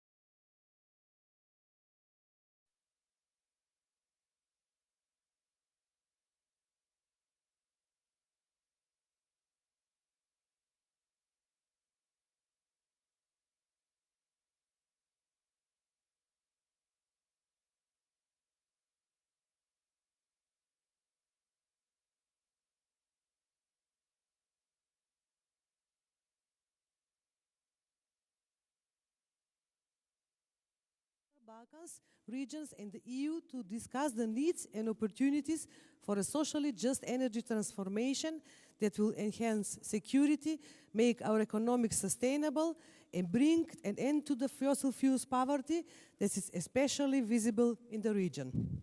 In this regard, my dear colleagues, during the second panel, we would like to draw the attention of the audience to best practices example from Croatia, Slovenia, Germany, and Sweden, and inspire further progress on the ground in the socio-ecological transformation. After the keynote speech of the Deputy Prime Minister Fatmir Bitiki, that will shed light to the ongoing opportunities that the transformation offers for a social progress in the regions and North Macedonia, I would like to suggest the following order of the discussion. Jute Gutland, SAP Sweden, welcome. Ana Marincic, Development Agency of Savinsko-Saleška region, Slovenia, welcome to you also. Vjeran Piršić, Eko Kvarner, Island Krk, Croatia, welcome. And Gerhard Untit, Energy Communities, Germany. Welcome to you also.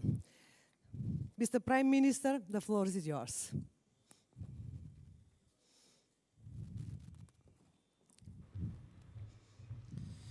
Thank you, Kaya. Dear ladies and gentlemen, it is an honor and pleasure to address you today at the Socio-ecological Forum in Skopje, organized by Friedrich Hebel Stiftung, Olof Palme International Center, and the Progress Institute for Social Democracy. In Europe, the energy crisis, with a sharp rise in gas and electricity prices since the start of the war in Ukraine, has led many companies to fear a spectacular increase in their energy bills and a consequent loss of price competitiveness with their competitors in the other regions, particularly the United States and China. High production costs, although very challenging for the producers, undoubtedly affect how companies will maintain their competitiveness and consequently how their employees will be treated. According to the economic literature, energy costs significantly impact business activity.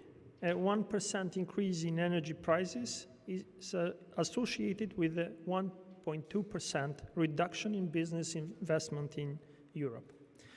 Gas prices have risen much more in Europe than in the United States, mainly because Europe has been more affected by supply shortages from Russia. So now more than ever, Europe and our region faces a historical challenge to build a resilient energy supply and sustainable economy and establish a relevant climate policy. This can only happen if members and aspiring countries work together, connecting each other grids, exchanging know-how and innovation. Or as I often say, we should work on interdependency rather than dependency. This is relevant to our region, especially North Macedonia, as a tightly contingent and connected to the European market. First, European countries are North Macedonian key export destination, and our biggest trade partners are Germany, the UK, Greece, Serbia, and Bulgaria. Second, we receive most of our FDIs from European countries. The main investing countries in terms of stock for North Macedonia are the UK and Austria, followed by Greece, Netherlands, and Slovenia. But most of all, besides the dire circumstances of this energy crisis, Europe is on a trajectory to democratize energy generation and use. And this trend is something North Macedonia needs, and I fully support, because the just transition is a conscious choice for every government. European citizens are already playing an active role with governments at different levels as they organize themselves in national energy cooperatives, especially through the European Federation RESCOP. And as the European Parliament recently approved new renewable directives, providing individual citizens and communities with an equal playing field to participate in and benefit from the energy transition. That will allow around 45% of all EU households to produce more of their renewable energy by 2050. These projects bring at least 8 times more value when they are locally owned by citizens or citizen cooperatives rather than distant energy producers. While these energy cooperatives and local communities are well recognized in Western Europe, the situation in Eastern Europe and the Western Balkans is different. We lack significantly. Thus, we in North Macedonia and Western Balkans should work proactively to develop and adopt legislation that will bring our citizens in the energy transition to the front, and we are working on it. We recently eased citizens and companies' investments in renewable energy generation by simplifying the procedures and raising citizens and SMEs' awareness to take a proactive role in their energy generation. But this is only the beginning. We have so much more to do to engage citizens as partners in the energy transition. That is why we are mainstreaming energy efficiency in our country's strategic documents, such as the National Development Strategy, Industrial Policy, Smart Specialization Strategy, and many more. These processes are open, transparent, and involve citizens from all walks of life. We must live up to those roadmaps and make them a stepping stone for a more democratic energy transition. As I said before, this is a conscious and righteous choice. A conscious choice, but at the same time, a conscious responsibility for all. And we can achieve it by opening the energy sector for citizens so that the citizens are agents, not just consumers of energy. It means citizens have a say in generating, trading, and using energy. At the same time, citizens have access to affordable, stable, and sufficient energy. It means taxpayers know how energy generation and transmission public enterprise spend their money and perform. So democratization of energy is a conscious choice that is fair for everybody, a choice that leaves no one behind and creates and rekindles green jobs. Now this is more important than ever.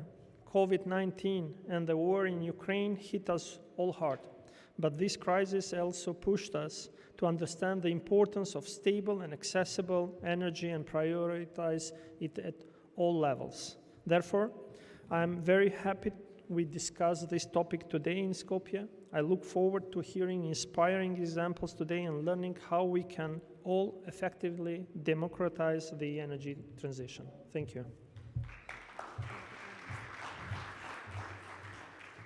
Thank you for the valuable input. Jutta Goodland, welcome once again. And we appreciate very much your input on how to connect EU policies with local level examples from Sweden, including smart district heating and the benefits for citizens in terms of reliable and affordable energy, self-sufficiency and clean environment, as well as social and ecological progress must go hand in hand, and citizens should be at the heart of the energy transition. Please, the floor is yours. Thank you very much, and thank you to the Socio-ecological Forum and the organizers, and also our host here in North Macedonia for having us. I think we are very much on the most important topic of our time, to make sure that we create a sustainable energy system, and also in this time we live in with the climate challenge and also the war going on. I think we need to work very tight together, both Western Balkan countries and European Union countries, and make sure that we have a policy line where we transist into more sustainable future, both for the planet but also for the citizens. And I think even though in the debate sometimes you get the impression it's not linked together, or it's more either or, either you work for a more sustainable planet or you work for a better wallet for the citizens. I don't believe it's like that at all. I believe it is the opposite. I think the sustainable transition will help both the citizens' economy and the planet. So I think that is the line for the future. I'm happy that we had the opportunity to listen here today on the first panels on all the things that is done, not at least here in this country. But I do believe that district heating is one of the very good answers to how we can make our countries more sustainable. And I believe that the district heating is a tool to combine many challenges at once. We had a meeting here before this panel, speaking to some energy organizations and companies on the work that is being done here in Skopje. And I recognized a lot from back home in Stockholm, where I come from. We have district heating that is very well developed. Still, we need to do more, but it is very well developed. And it is integrating many of the challenges that we have.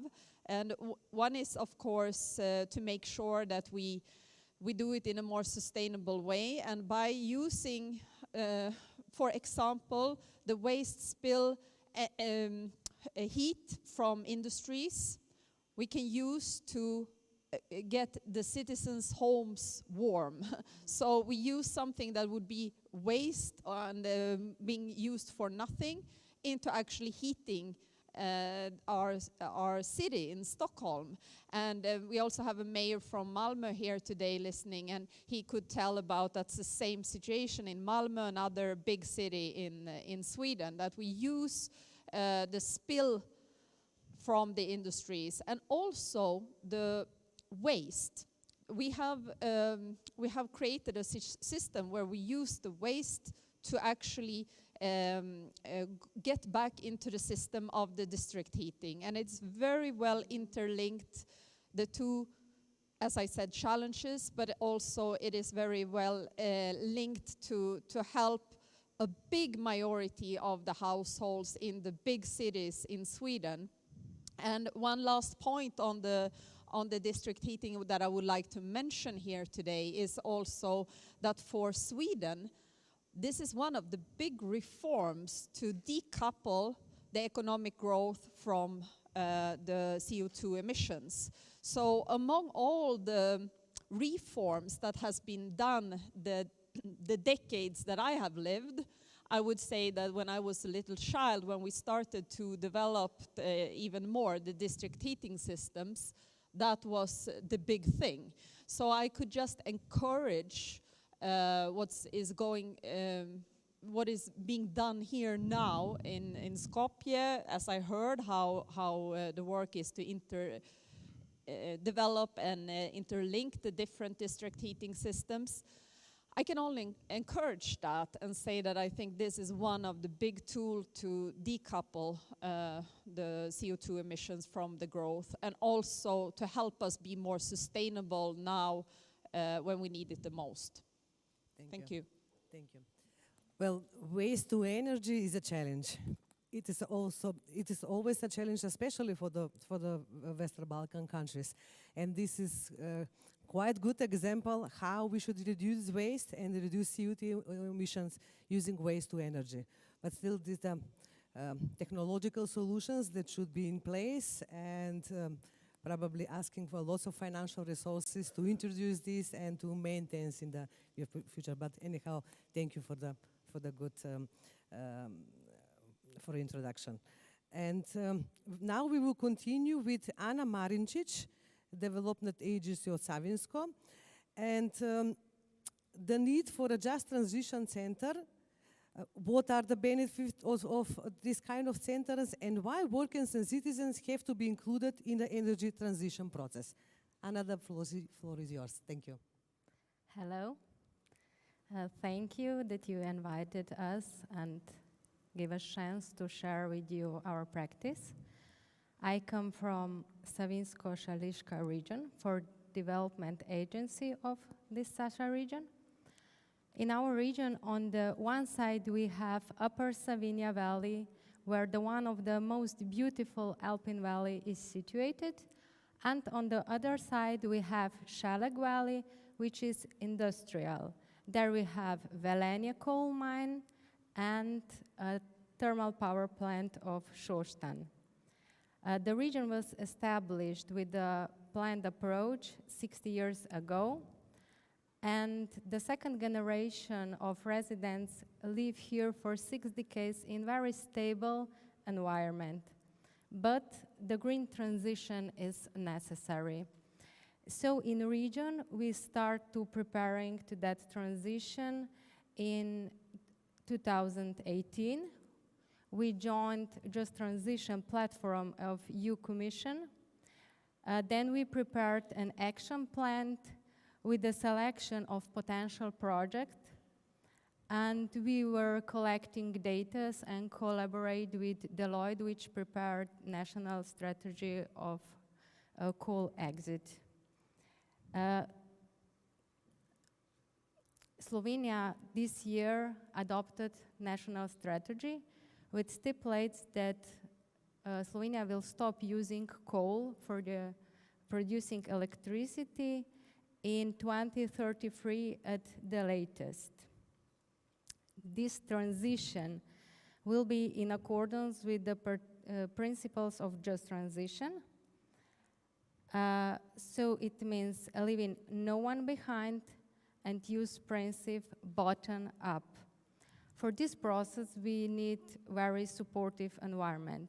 We will have financial support from Just Transition Fund.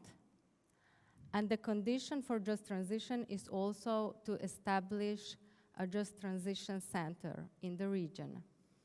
So we are very proud that our Just Transition Center in Sasha region will be open for the new year. First, I had a list what we will doing, what will be activities of that center, but I think the more important is what that center will bring for the people, for locals, and how they can be involved in the process. So I will give you a few examples. For all residents, we will be an information point. There will be open office in the city center, which will offer all informations, and we will develop also digital platform with all data and information which are necessary for decision making. For local partners and decision makers is very important networking, roundtables, conferences, exchange of good practice. The goal is that they will have the same vision and the same plan. For example, for miners and workers, starting social dialogue process with workers and then unions and stakeholders on the local level, and including experts. For the companies, NGOs, local communities, we will offer support for applying their project for financial support. And for environment, we will envisioning revitalization of degraded areas and heritage of coal mining.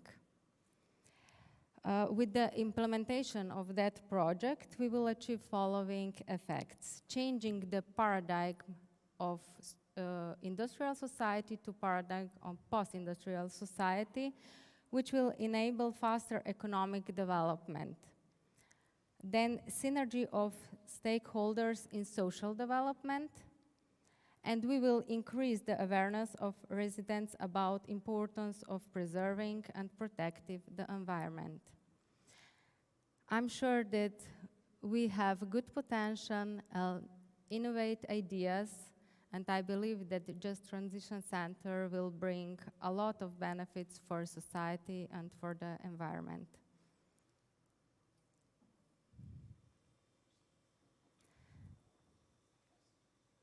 Okay. Thank you. Thank you, Anna. And well, definitely Just Transition Center and hoping in the regions on wider and also other centers will be a good institutional mechanism in this transitional period. I hope that in the future we can use your good experience with the centers and establish this kind of institutional mechanisms that will help the countries also in the Western Balkan. Thank you. Now we are continuing with Vjeran Piršić. So it said, my energy, my freedom, how citizens and communities can benefit from renewables. The examples of Eko Kvarner and Island Kirk, and how can these examples lead us to energy transitions or entire municipalities or local communities? Please. Hello, I'm coming from the island Kirk, the biggest in the northeast Croatian island, 408 square kilometers, 20,000 people in the winter, 120,000 people in the summer, what is challenged by themselves. Anyhow, we made 14 ecological projects. Now we are based in the waste management. We are going to recycling up to 80% of our communal waste. But the point is that in 2009, we started the energy transition. We made political decision in 2012 on our city councils to become energy neutral and carbon neutral at least 2030. So, decision which had been made in Brussels 2020, we made 2012. And deadline for Europe is 2050, our deadline is 2030. So we are 10 years advanced than Brussels even. And we made it. Some of you had visited us. This is not wishful thinking or Potemkin villages. We really have results better than we accept. I would like just tell, when I saw the schedule of this conference, I was surprised how good it is. But now I'm very frustrating. Because all these politicians, they're going, we call in my language, like a cat around a hot soup. We are not coming to the kernel of the problem. I didn't say before, we made our results because we made this energy transition as a community project, not as a project of politicians or technical projects. What we heard until now is more or less policy level and technical question. That's not the point. We need to change the core of our civilization, the core of our society, because otherwise, very soon, before we will be dead, we will have the collapse of civilization. Not only because we are destroying climate on the planet, and permafrost will make it very fast. It's also a question of pandemia, of microplastic, or artificial intelligence. And I very disagree when we are speaking about cosmetic changing on the surface. We must go to the core of our deep neoliberal civilization and to change it. Otherwise, very soon we will finish in Mad Max world. That's not my theory. We have many books about it from Club of Rome at 1978. So basically, I'm very frustrated when I heard we need. No, we must. And if politicians don't understand that they need to exchange need with must, very soon most of us will be in big problems. Because of that, we started to make our energy transition to Island Kirk opposite of the official state strategy, which was in this time coal in Croatia, coal from the countries like Colombia. We don't have coal in Croatia at all. And we was fighting against our government in Zagreb for the 10 years with our own policy on the island level. And as I told you, we have result even better than we said. So it's very important to understand this is not just a technical problem. You need to include all society. You need to include private sector, you need to include citizens, you need to include academia, we even include church. Our church is giving the land for the big facilities. About numbers, our consumption of the island is 112 gigawatt hours per year. Now we are replacing income energy from underwater cable with 60 megawatts for photovoltaics, 30 megawatts of the wind, and 10 megawatts of the biogas. And I didn't hear the main questions on this in this conference today.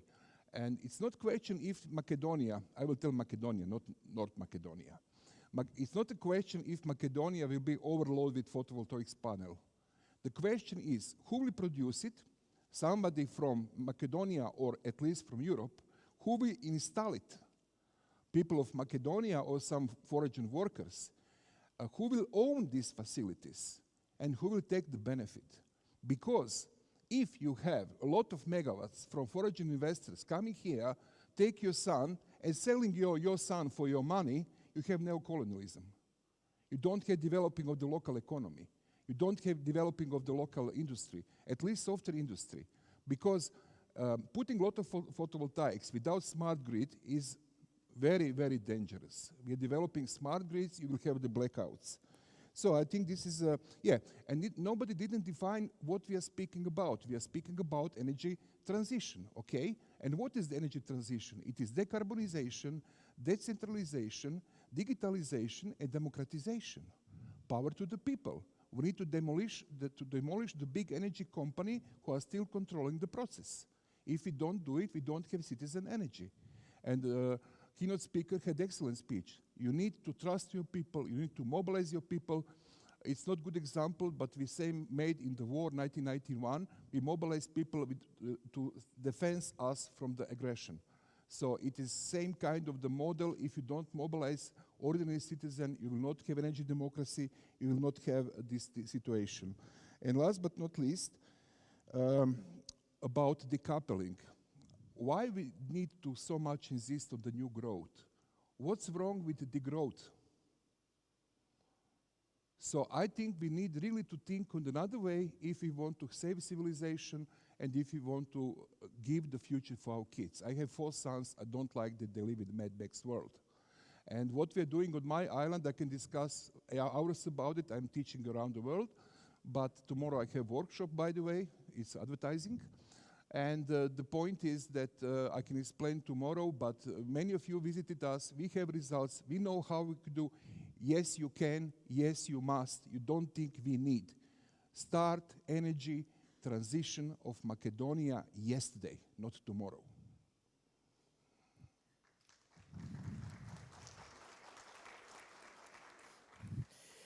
Thank you, Vjeran. You open a very interesting issue. Maybe some of our panelists would like to add something on. Yes, please. Yes. I think it was excellent to point out from my panel colleague the importance of doing the transition and involving the society and not only talking maybe about the pieces, but have the whole transition in mind. And I sometimes, because I was working in the European Parliament as member there, before I'm now deputy of the national parliament in Sweden. And during my time in the European Parliament, we had such a focus on the big transition because of the European Green Deal, because of the climate law that I was responsible for in the European Parliament, and then also the climate package. So for me, it's like, but this is our time. This is what all is about. This is why the progressive family needs to take the leadership of the transition, because we have a global heating that is massively hurting our planet and many countries right now. I mean, Pakistan is very obvious for many of us, but we also know that in many of our countries, both in Western Balkan but also in the European Union, the big killer is the heating. So old people are dying already now, sick people are dying already now, too early because of the big heat waves that is coming. And that is a death that is silent, but it is really dramatically changed in our society already now. So we already are hurt by the global heating. But sometimes maybe we need to kind of remind ourselves. So I completely agree that it should not only be this like trying to on the beach take some a brush and try to do something. It's actually about the system. So that is the climate policy. On that, we also have a war going on where we know that we are in the lap of Putin with the fossil fuels. So of course we need to transit also from the dependence and all the money that we are giving in our countries to Russia to build this war machine. So this is also a very big transition.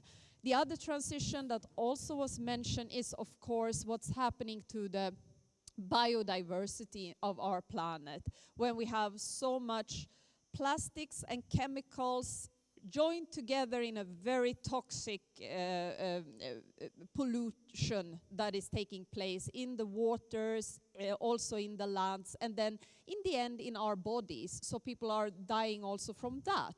So of course, as a progressive family, we need to take the leadership here, and we need to talk about systems, and we need to talk about reforms. In my first intervention, I wanted to have focus on one solution. That is extremely important, to have some solutions. But let's not fool ourselves. This is not about one reform. It's about taking a leadership on a pathway to the future that is sustainable. Thank you. Thank you. I think that now we can continue with our last panelist, Gerhard. In Germany, the energy transition was started by citizens and energy cooperatives.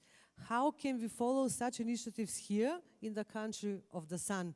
And how can renewables improve the life of citizens and make us less dependent on fossil fuels and vulnerable to energy crisis? Please, the floor is yours. You hear me? Yes.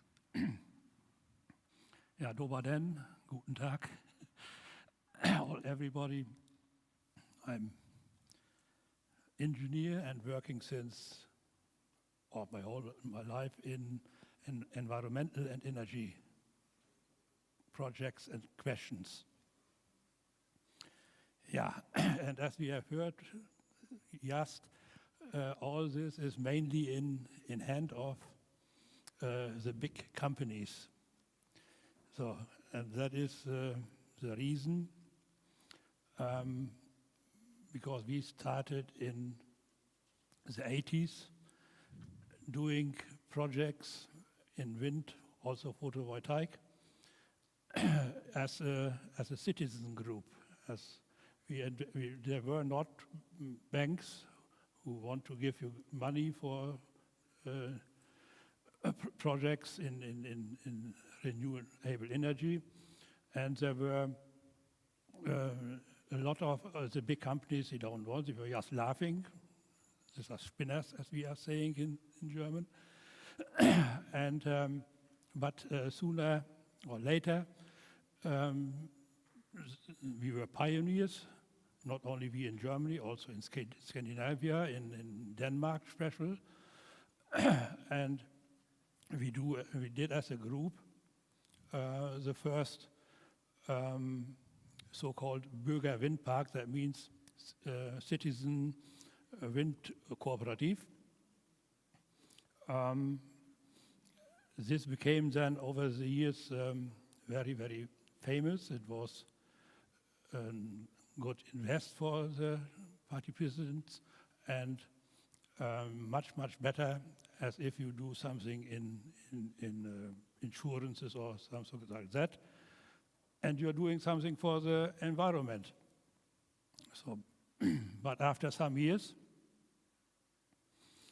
the big companies, the energy companies, the distributor and also the producer, they came on the plan and tried to hide where they could. It makes from the regulation side everything to make this citizen parks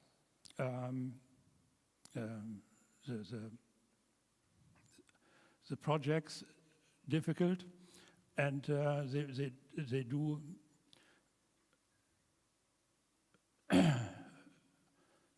how to say, they want to take over the job, and they make this so-called projects where rich people invest money to bring out the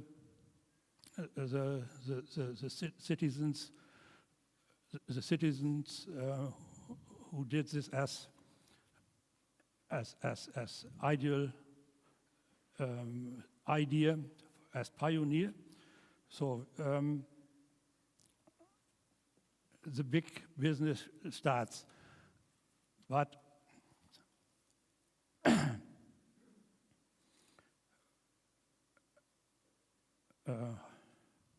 how to say,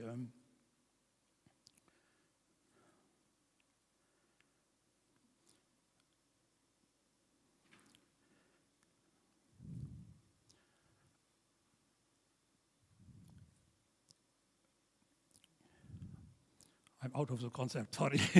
Okay, no, please continue. Yeah.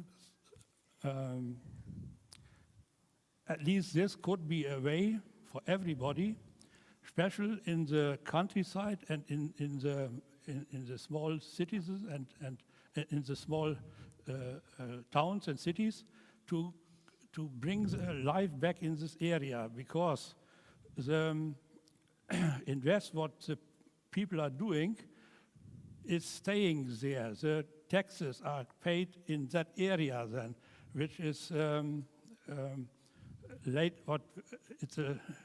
big companies are sitting not in the villages and not in the country and not in the parts of the big cities.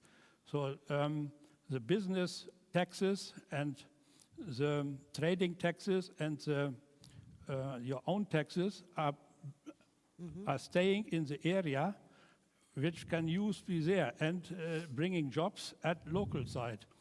So, and this is not happened by big companies. They are just delivering the energy, doing nothing for the area. And here there is a huge chance to everybody for the Western Balkan, not only for the whole world. And as you have here in Western Balkan, not only electricity, photovoltaic, you have the sun as a mother of energy in your flag, and this you should need. You should, today everybody is speaking about hydrogen. Green hydrogen means at first green electricity to make it. It's the only real way you can hydrogen from gas, from coal, but then it's not green hydrogen. Green hydrogen is coming from green electricity. So, and we are speaking about green hydrogen, but we are doing not the first step. That means the green electricity. So the green electricity, here is photovoltaic the best, of course. Windmills maybe is but I don't think that's the right solution. But photovoltaic, you are so rich on this energy, and you have a lot of, not only hydrogen is a green fuel. The green fuel, for example, methanol is one fuel that is very environmental friendly.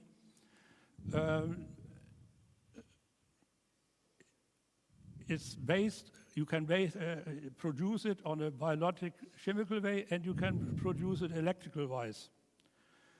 So this electrical wise is even as expensive and difficult and you need a lot of electricity, what you don't have. You are lack of electricity. So you can use, that we have also done, waste, biological waste, straw, restwood. Scandinavia has done it and producing this methanol on a biologic way. It's not so difficult. It's done since 1,000 years. You are making rakia and schnapps and vodka of this way, and all that is not methanol. That is an ethanol, but it's a second in the group of alcohols. So, and this thing you should do as base for the to replace the diesel and the gasoline on these things today, and then you become independent. One sample here for that it's just a big company, but in Denmark there's the biggest ship owner company worldwide. Maersk, maybe somebody of you have heard about Maersk. All the containers, what you're seeing is very often Maersk. They have a project, or they are changing over now, complete to methanol-driven ships, because it's not realistic to have in the next 10, 20 years everywhere hydrogen poor. And hydrogen for transport, for the mobile sector is difficult, because to transport hydrogen is a real challenge, because the tank system is complex, very, very complex, very very expensive, and the amount what you can carry is little comparing with diesel or with others. So take this as a chance, and if you can be a front runner in this technology, if you take all this chances what you have with your son in the flag, I think I should first. It's enough for the time being.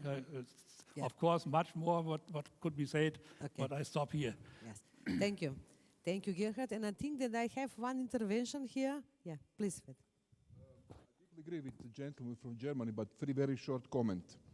I agree that we have still problem with big company. Last week I spoke with a member of steering committee of Croatian Electricity Company, and I've been told that we with small photovoltaics are making cannibalization of Croatian National Energy Company. I think that politicians must say very clear to big companies, including E.ON, RWE, Schneider, you are not the boss anymore. You are not controlling the energy. We need transformation of the energy system on the global level, like we made in IT sector in the 80s. There is no strong IBM like it had to be. So if politicians, I found in many countries, like for example in France, that big energy company more control government than government control them.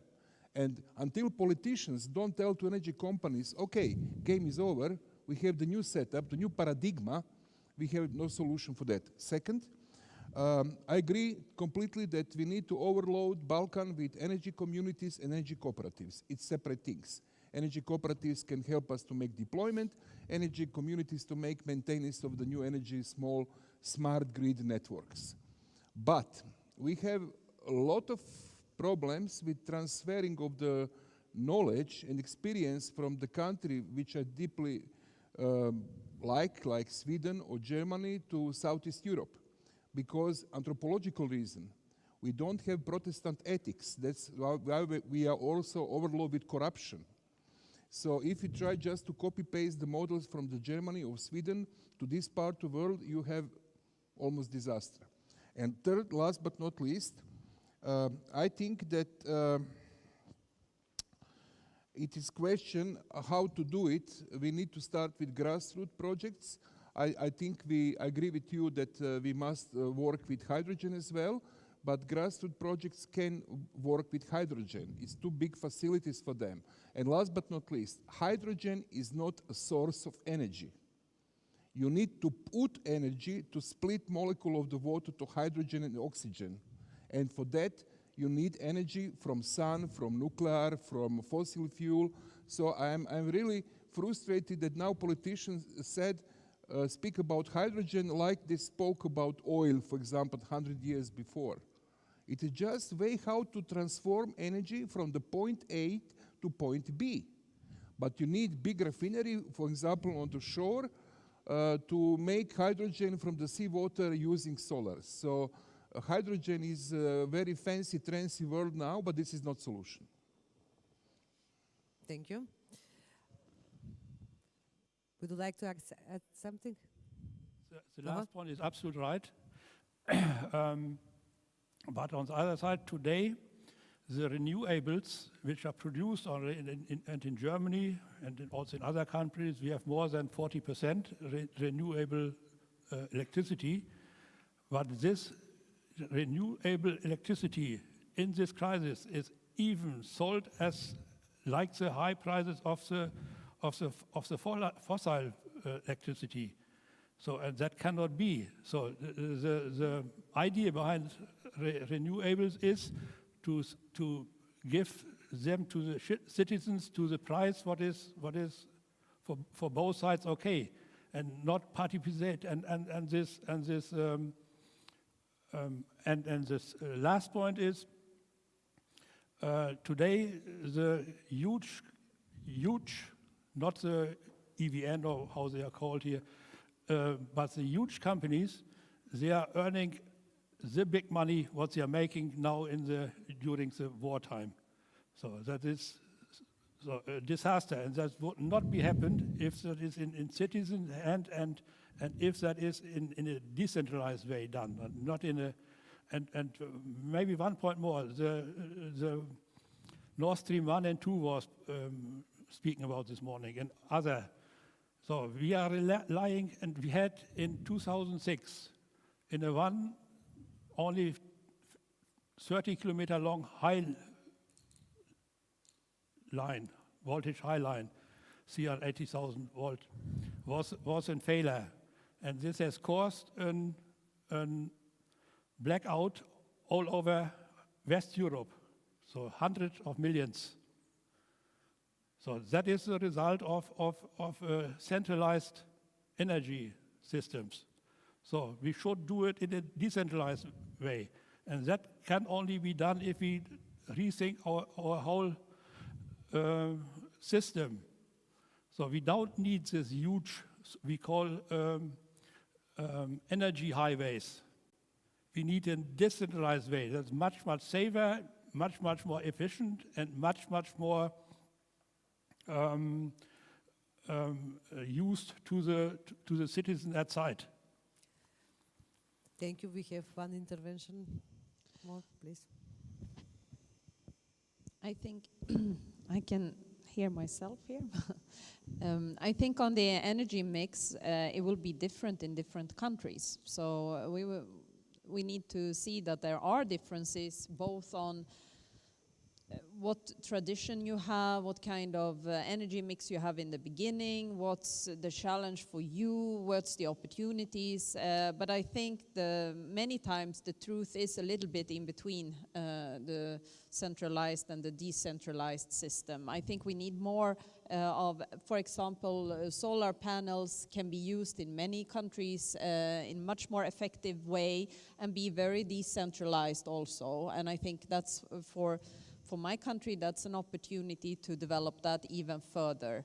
On the other hand, there are some centralized systems that could be also of great importance for some countries. I mean, that I could also see in my own country that we had very much help from using the big scale effective system that's supporting a great deal of the country, and from using also cooperation between the state by coordination, sometimes investment money, and then also the companies and the big companies, sometimes state-owned, sometimes private, helping each other, creating a system that is more circular.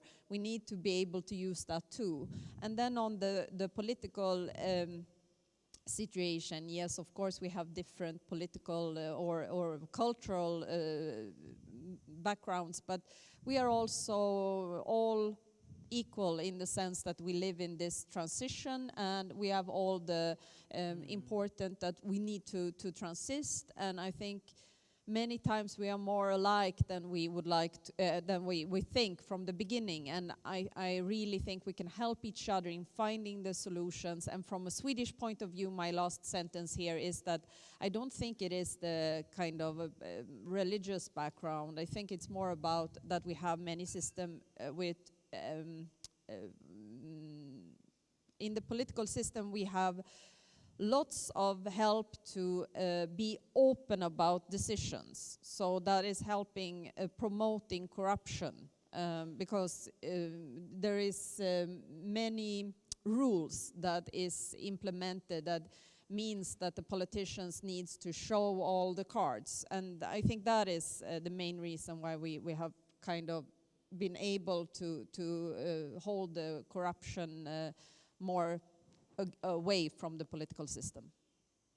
Thank you, Jutta. Before I call the audience for any potential questions, do we have additional intervention from the stage? Yes. Can I add something? I want to say that in transition it's very important that there is clear line between the technical solution and technically closing the mines and solution for the society, because there could be tricky. It's also psychological aspects. For example, workers and their families are the most vulnerable group in the transition. For everybody, changes are stressful, but for people who work for decades connected with mines and are also psychologically connected with mines, are even more stressful. So there is really good to have mechanisms, centers, support, which can listen to them, encourage them, inform them, because only people who believed in just transition can make changes. Thank you, Anna. Do we have any questions from the audience? Please, over there, Sonja. Thank you very much. I'm Sonja Schirmbeck from Friedrich Ebert Stiftung in Zagreb. I would like to follow up on two important statements of these many important statements you made. One is we need to take away the power from the big corporations and give it really to the people. The big question is how? Because we see that governments all over the world are very close, sometimes too close to energy monopolists. And to dismantle that is really difficult. I mean, we are witnessing that in Croatia, where we see that laws are being written who intentionally exclude citizens from participating in the energy transition. And this is because government is close to the monopolist energy provider. So the big question is how? And the second question I wanted to ask is, why are we social democrats, I assume there are most social democrats here in the room, so shy about discussing degrowth? Bieran, you also said that. Because, I mean, it's clear that we are really facing a catastrophe, and a catastrophe that will hit vulnerable groups much more if we don't stop it. And what is wrong with saying that we need a part of our society that is extremely wealthy and comes out of every crisis with sometimes even more wealth? We need them to degrow to let the others live in the future. Thank you. My opinion, but I don't think that everybody will be happy with my answer. As first, I tell you the truth, I'm more green than social democrat. I'm independent councillor on my island, but frankly say I more cooperate with Greens in my history. And my answer is very simple. Politicians like to be in the nice hotel with the fancy conference, with the good food, good wine. If you have social democrats leader who will go to see the people who are starving, before Corona, French government sent a group of us from Island Kirk Island Réunion. It's in Indian Ocean and very close to Madagascar. Do you know that there was no rain on Madagascar for the 5 years? Do you know that they don't have local resource of the water for the 2 years? The kids are fighting instead going to school for the half liter of water per day to survival. If you go really to see what's going on around the world, if you don't ignore, then you will be social democrats, from my point of view. Then you will see how people are suffering. Not just flying with the first class or private jets around. You know, it's all politicians, it's including Greens as well. So I think the problem is that we're not facing reality. And about the name of this panel, You know, I saw sometimes society in the crisis in my country, especially in the war, but we can learn from history. Typical answer of society for any threat of lack of resources is not democracy, it is fascism. It is, or in the best case, feudalism.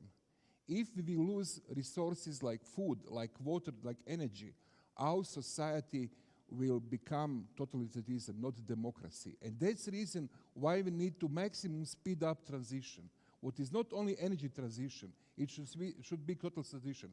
And of the first question, yes, we can see that companies still control governments. We can see when you have new government in many countries in Southeast Europe, how people from energy lobby are transferring the people to the mostly in the case of deputy of minister. And only answer is that you have strong local communities like deputy mayors from Croatia who are here, who will make their own transition to show that it can be done, that it must be done, and tell to the government, look, government, we have local solution. We don't like that you destroy excellent local cases by the stupid laws made by the national parliament in the interest of big energy company. It's only way to what I know, or to make demonstration, what is also compatible with the cooperation with the local society. Hello, hello again. I'm Ivan, I also come from Croatia. I actually have a question that I would like to be answered by two people, by Mr. Piršić as an activist, but also Mrs. Guteland as a politician. So in these times where with the Russian aggression and war in Ukraine, we are talking about security, we are talking about resilience. Can this democratization of energy and us as citizens producing our own energy from renewables, can this actually be, if not the entire answer, at least a part of the answer to this security and resilience aspect? Thank you. Yeah, please, lady. Thank you very much for that important question. I truly believe that's the case. I must say it would be very sad if we, during this period of time, this historic moment, doesn't answer to the question, how can we be more secure, independent, and in the same time climate friendly. It would be extremely sad if we continue to put money into Russia on the gas supply, but also transisting into other regimes that would also create a more insecure world. So it's very much interlinked, these two big challenges, global challenges, creating more security, not feeding dictatorship with money, not in any other state either after this war, and also in the same time making our energy system more sustainable. So yes, and the renewables, thanks to Germany many times, is more cheap today. So it's also clever investment. And I think we need to recognize that what's been done politically by Germany, even though that has been a very great challenge for your country, it is actually helping the sustainable energy sources to be much more economically also sustainable. So it is the future. So we need to talk more about it, and not only talk about how we can put ourselves in the knee of some other country feeding us with more gas supply for the future that's not sustainable, and it's also expensive and fragile, and it will also hurt our citizens in the medium or long-term supply. So yes, this is the answer, and I really, really think our political family, and maybe that's also a little bit interlinked to the first question, I think our political family, both in the Western Balkan and in the European Union, is a very strong political family. We could take a leadership for these questions, but we need to understand that if we don't have people with us, then we will also put ourselves out of power and have the populist ruling during this very important time. But we can step by step make our societies more sustainable. We can give a leadership to the citizens saying, we hear you who really are angry about what's happening when we have the heating, the global heating, and also all the other sustainable aspects that our economy is responsible for. We hear you, and we have a plan for it. We are doing it step by step. We are really having, the future needs to be more circular. We need to have a circular economy. We need to decouple growth. We also need to stop consuming in the way we are doing abroad, like in the Europe, that we are actually consuming in a very unhealthy way. This quarter economy is really negative for all of us, stressful and negative, but we need also to communicate with people in a way that they don't see that we are like angry people in the corner yelling, and they will not vote for us. So there is a combination here with the leadership that we need for the future, and yet be part of the parliamentarism and be in the front seat. Thank you. Thank you, and I think I have intervention from the Prime Minister, please. Well, I didn't want it actually, because I was meant to be one of the keynote speakers, but not the panelists. But anyhow, I was triggered by two questions. One was about social democratic values, and how, as social democrats, in energy transition, we should take care of the most vulnerable. And second was about whether giving a role on democratization, on energy transition to the citizens will make them more independent out of the full dependency. Well, I would pose a question,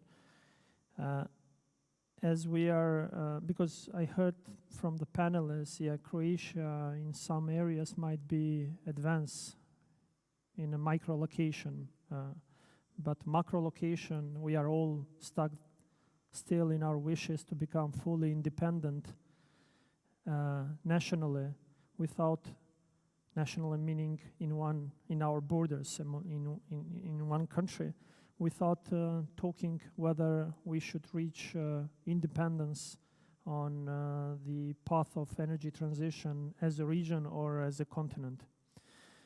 And as I said in my opening speech, are we still going to talk on energy transition with creation another dependency, or we will talk on creating interdependency? Have you heard till now any solution coming from European Union or in Europe where they take into account all countries of Europe becoming more interdependent on energy supply in the upcoming period? Rather than that, you will hear solution of each country talking on their efforts on energy transition, moving from fossil fuels to renewables, moving from renewables to hydrogen, but nationally, none of them is either speaking on a regional solution and not speaking on continental solution. We in Western Balkans are already speaking, and I think that we are ahead of the others, speaking on finding and working on energy transition by enhancing a regional cooperation, because North Macedonia is a country which is 100% dependent on Russian gas. The most vulnerable countries in whole Europe, 100%. Even though, and we are lucky that we do not use so much gas, otherwise probably today we would not have electricity if we were a normal country using gas. But do we want to diversify the supply of gas by creating another dependency?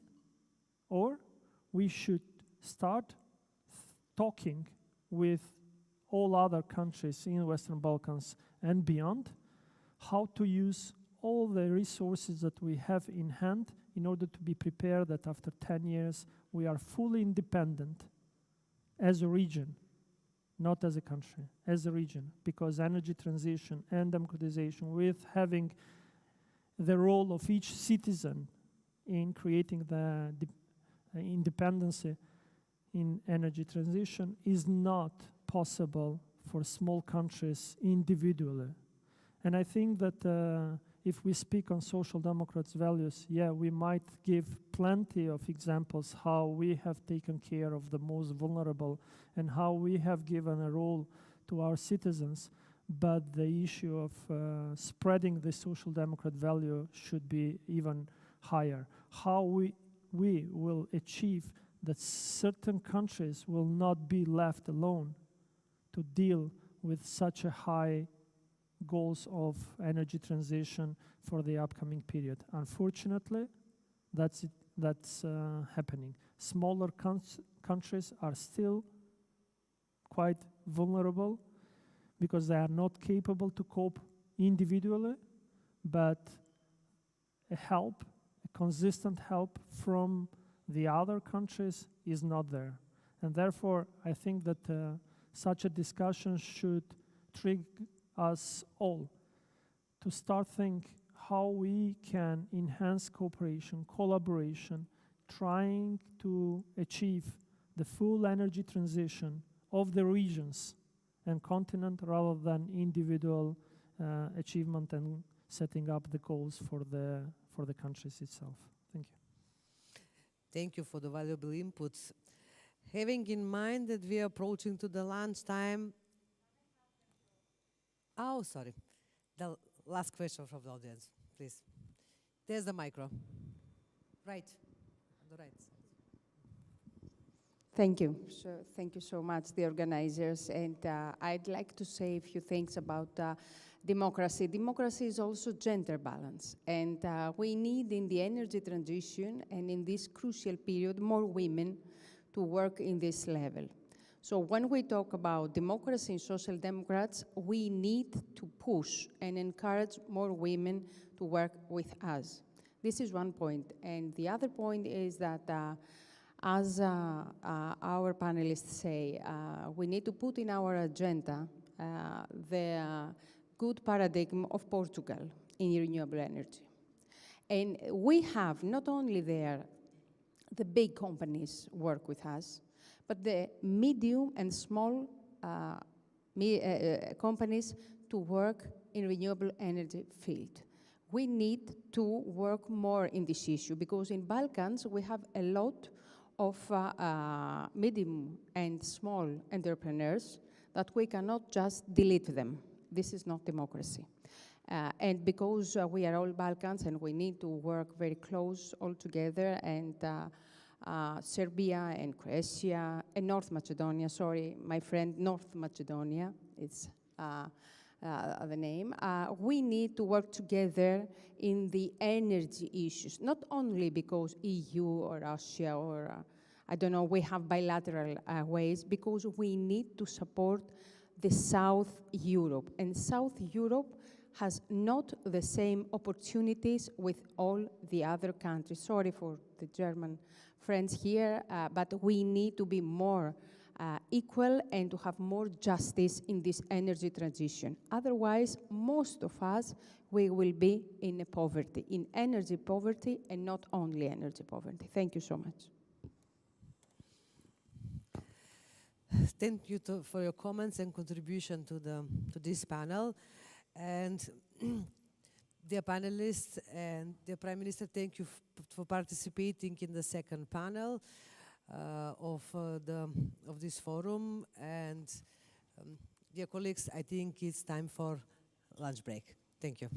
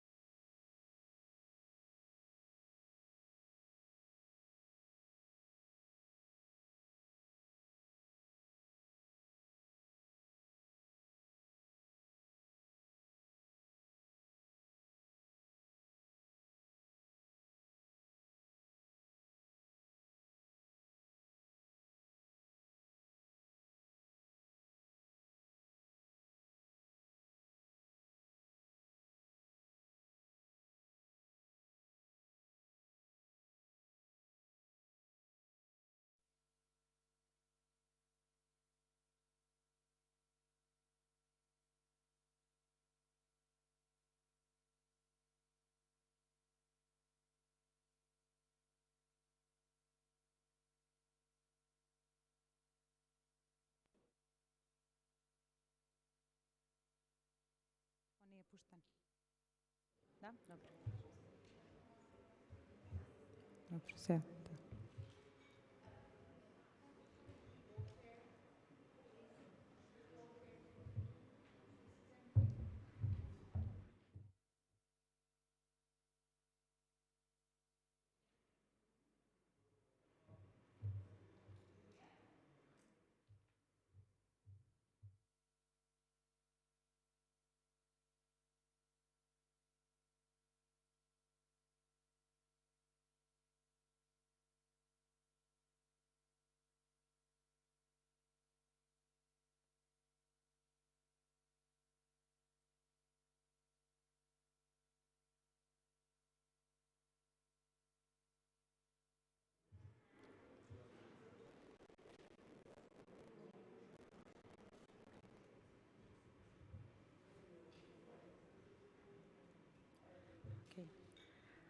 Dear guests, friends, and colleagues, we had the chance in the previous panels to hear that multiple and severe crises we are facing present us with serious issues that require immediate action.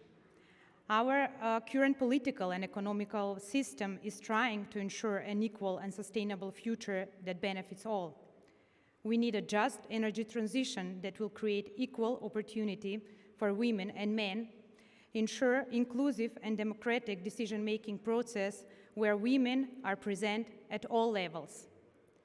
We need systemic change that is not just hypothetical, a change that gives space, voice, and opportunity to those being left behind, including women who have the knowledge, the experience, and the ambitions to lead the way. Just transition has the power to transform our societies for the better. The just transition provides opportunity for women in the labor market, and it will bring an end to energy poverty and other climate-induced social distortions that affect women more than men. That means that energy transition must fully include women. Women as agents of change also play a key role in tackling crises when they have the opportunity. That is why women's voices need to be heard, supported, and included when discussing energy transition. For these reasons, we have invited today our panelists, 5 women with great experience in decision-making processes, to discuss with us actions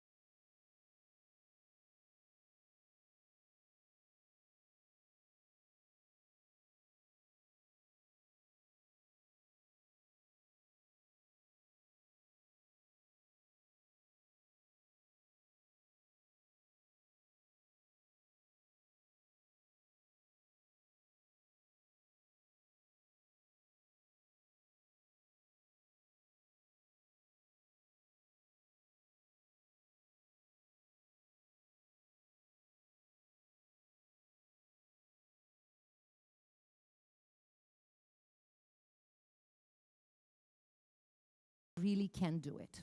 Of course, and here I will diverge a bit from just the gender perspective. We have been discussing how green transition is important, but green transition is an expensive sport. And if we compete in our green transition with some of the colleagues in the EU, we will see that we are completely disadvantaged because of the lack of access to certain instruments. So I think one of the outcomes, not only of this conference, but of the joint work that we do in the region, through Friedrich Ebert, directly, through PES, through Olaf Palme, is to send a very clear message from all the countries in the Western Balkan that the new recovery instrument by the EU, the so-called Next Gen EU, has to be available to the countries of the Western Balkan. It is an instrument of unprecedented, 800 billion of euros. And if these are the countries that are currently now negotiating with the EU, we should be the ones having access to this vast amount of money, which is the only type of money that can help you with big transition and energy projects. We have heard the discussion about central heating. Central heating could probably be one of the instruments with which we can diminish pollution in all the main cities in North Macedonia, but also across the region. Can you imagine any of the municipalities in the region being able to invest? Can you even imagine our countries being able to invest such a big bulk of money without an EU loan or without a big EU instrument? I think it's impossible. So I believe that this is an area where we, men and women, have to discuss more and ask for this huge recovery instrument to be available to the countries in the region. And finally, if we are to talk about the gender bias or the gender disadvantages, the gender gap, women cannot move into this demanding new green transition if they continue to be A, underrepresented, and B, overwhelmed with domestic household work, with scarce childcare, and also with the prejudice that they are seeing, especially in this male-dominated field. Every survey has shown that the countries that have more women dealing with either starting from peacekeeping into policy, they do better. But the recent study has shown also that the more women are represented at high levels of government, the better and more ambitious are their climate change programs, the better that their green transition chances are. Unfortunately, even at a central level, you see very limited participation of women. I think not more than 40% of the committees at COP were actually attended by women. So there is a huge gap, and I think that we need to fill that gap, because without representation, women concerns, women problems, and women part of the socially just transition will be invisible, lost, and our gender gap will grow even bigger. Thank you. Thank you, Radmila.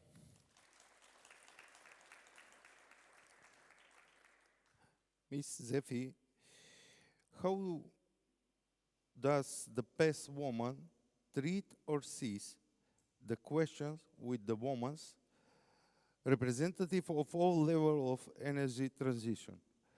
What are the progressive answers for the inclusion of more women of the energy transmission? Thank you so much. I'm so happy that I follow my friend Radmila, and I'd like just to highlight a few things that, yes, few women in energy sector, even fewer women in the labor of energy, unfortunately. We have just 28% of women at the fewer women when we go up, when we go to the top of the companies, in the public or in the private sector. What's happening there?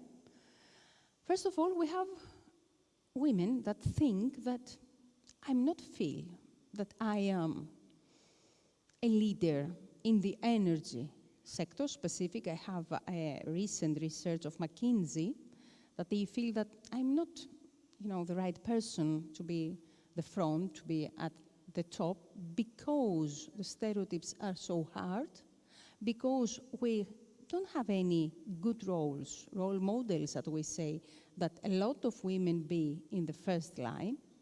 And the other thing is the stereotypes of the people that take the decision in the labor market. Because they think that, okay, we need women, but we have women in the low and the middle level of the companies, but not in the high level. And this is something that we need to change, because as men say, okay, come on with all these luxury things, with gender balance and et cetera, et cetera. Here is the economy. Sorry to say, but when we have more women, a female potential in management team and in position of responsibility, we have improved our financial results about 15%. Sorry to say, because I heard a lot of women to say, oh, I don't care, I don't like the quotas. If we don't have the quotas, we will be just 5% or 10% in the political level. In our parliament in Greece, we have quotas, about 35% in every party, and we have only 20% women in the parliament. So we influence more women again, in the worst way. In my university, we have a very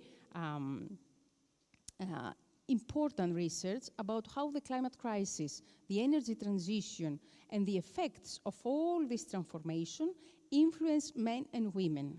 And sorry to say, women were again the victims.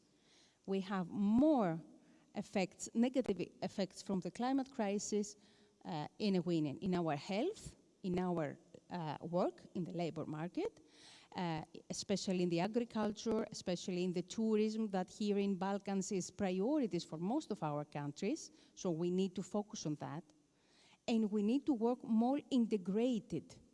Because when we talk about integration, when we talk about SDGs, the Sustainable Development Goals for 2030, we need to have the SDG 5, the gender equality, to be horizontally to all the other sectors. And not just say, yes, we know about gender equality, very good initiative, Mr. Madama, good, yeah.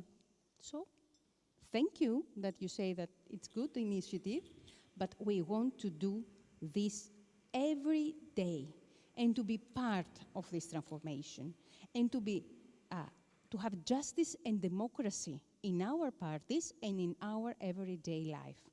So we have a very good example in finalizing my proposal here, the We Energy Cooperation. This is an energy community from women in Greece, and this is a pilot project in Chalkidiki that work with a photovoltaic plant. And in 1.5 years, they have starting, finding money, working in this issue, and have already this photovoltaic plant. I invite you to check this. I think it's a very good initiative that we will have to follow and to make more and more in Balkans, in our country. We are all together here. This is something that we have to be clear, and we have to work more. North Europe and South Europe together with equality, because this is not something that it have already agreed it, sorry to say. And we need justice in all this level. And I think women and girls will be one of the protagonists for the next day. And if we be part of all this transformation, we will have a win-win situation for all. Thank you. Thank you. Dear Dragana, are you woman in your country see incorrupted and as energy user, decision makers, and agents of change of the energy transition? Good afternoon, dear friends, dear Social Democrats. I'm not an energy expert.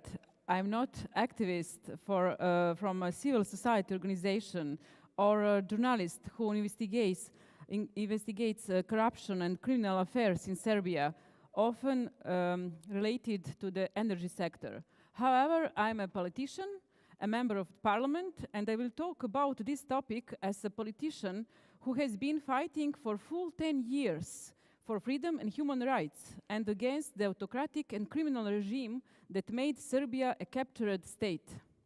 This being said, before we start talking about gender perspective of a social just energy transition in Serbia, I believe we have to go a few steps back so I can paint you a picture of the overall socio-political situation in my country.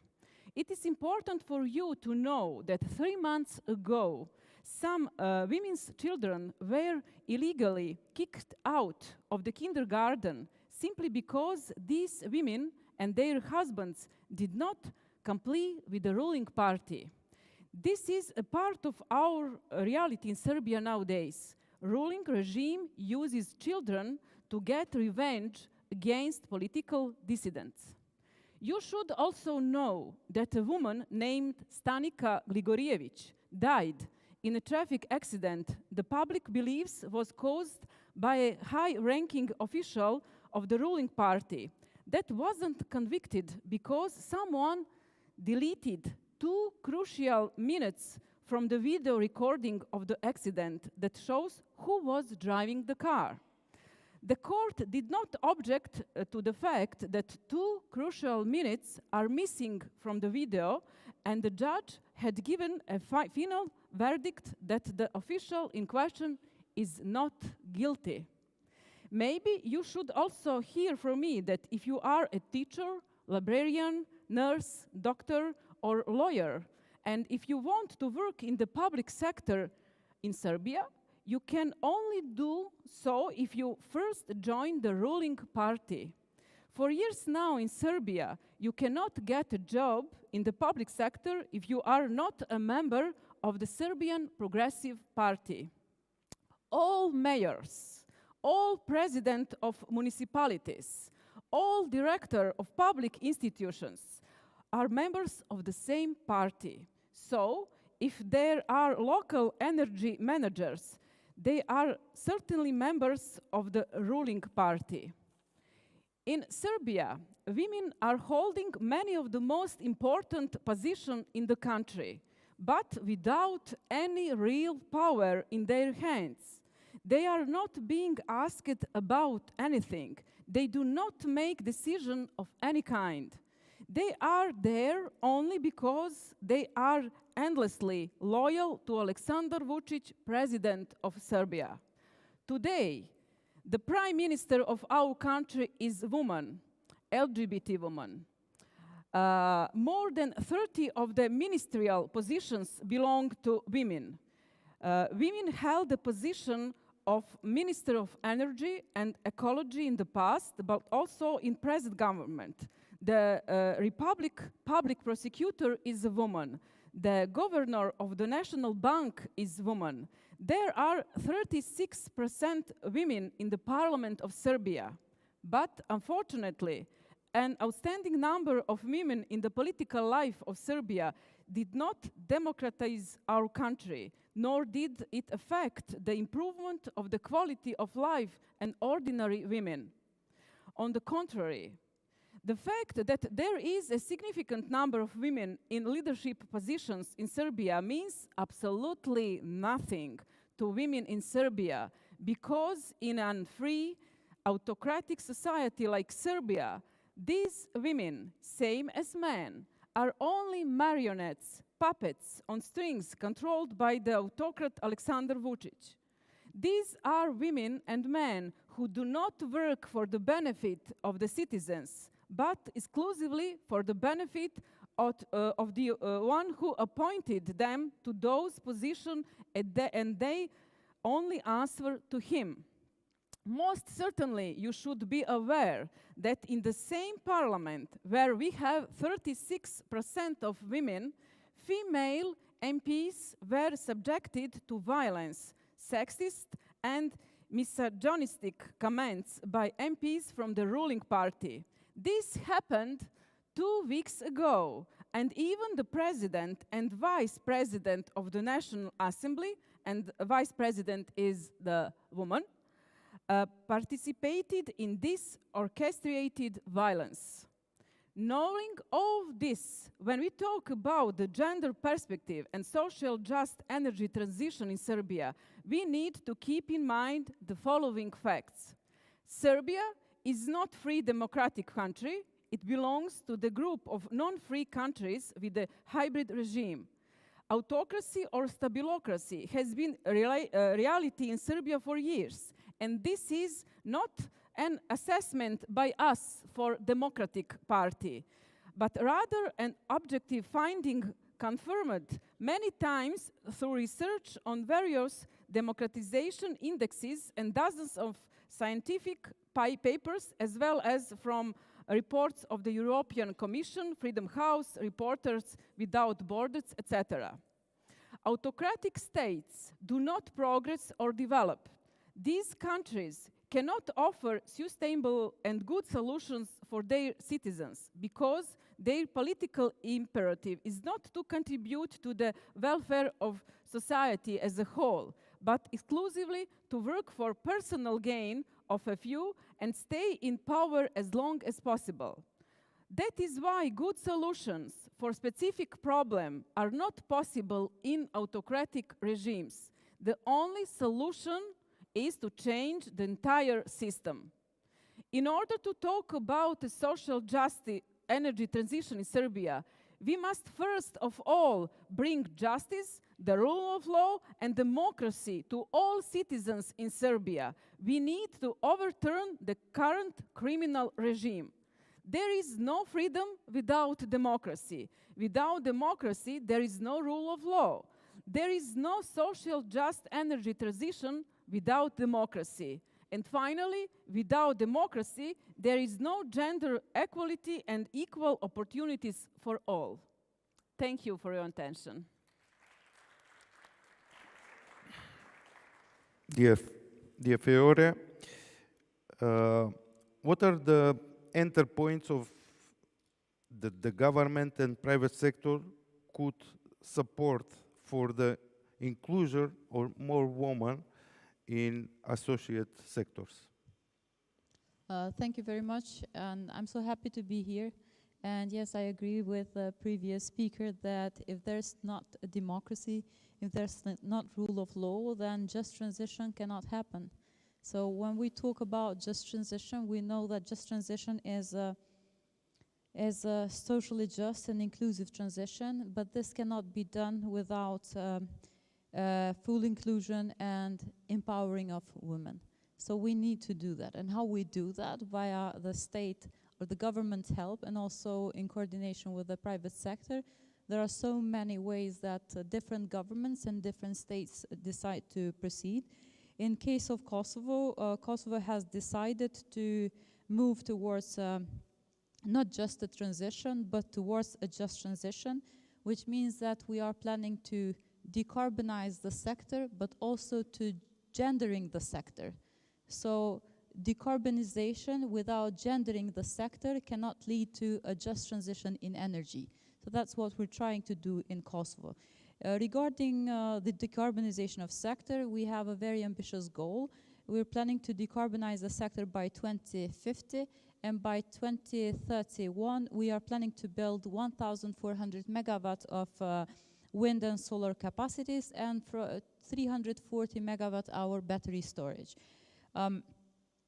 When it comes to the inclusion of women in the energy sector, Kosovo remains, as the most countries here in the region and in the world, I would say, that is the most imbalanced sector in Kosovo. The gender disparities in the energy we've seen all around the region and in Kosovo as well, and there is ample evidence that gender diversity and broad participation in energy sectors are needed for a successful just transition in energy sector. So gender equality in this sector and in all sectors as well is linked to social, environmental and economic development.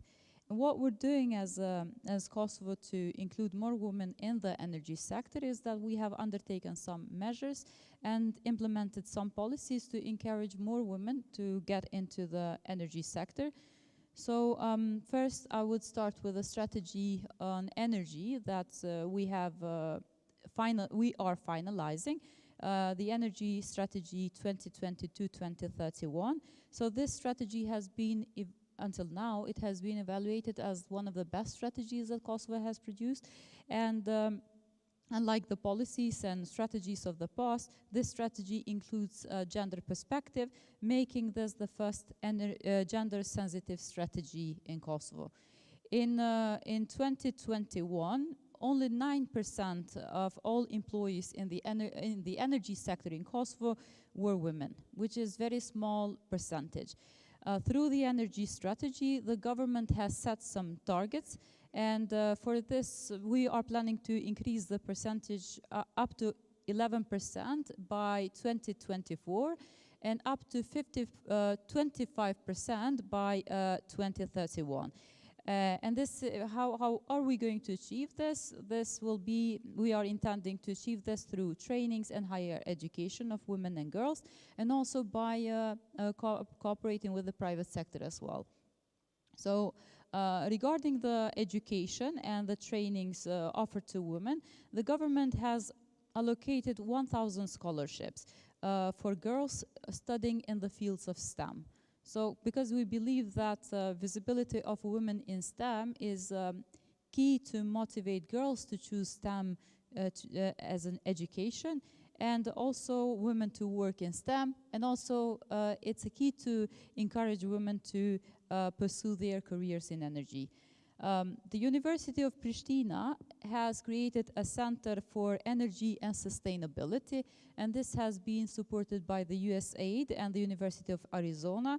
And in the University of Pristina, now we offer trainings and for different trainings in STEM, in energy sector, and also in sustainability to students of the University of Pristina. So far, 137 students have been registered to attend these trainings, and 76 are women and 61 are men. In addition to these steps, Kosovo has also signed $236.7 million agreement with the United States government agency, Millennium Challenge Corporation, to support Kosovo's energy sector by installing 340 megawatt-hour battery storage. But not only this, this agreement includes also lots of training opportunities and programs that seek to promote women's participation and boost development. So the agreement with the MCC includes financial support for education and training for women in the energy sector, and also the inclusion of women in this sector.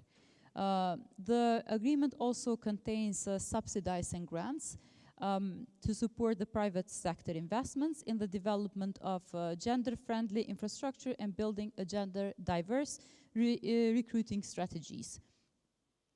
In previous years, Kosovo has had a previous project with MCC, and this project has helped 28 women to receive fully funded two-year scholarship to earn a degree in science, technology, engineering, and math, and also has helped 400 women-owned businesses.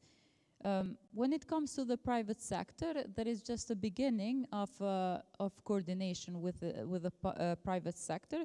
So we're at the beginning stage. But there are some good examples when we talk about women inclusion in energy in the private sector. And one example that I would like to share with you is that in Kosovo we have a company that produces solar panels.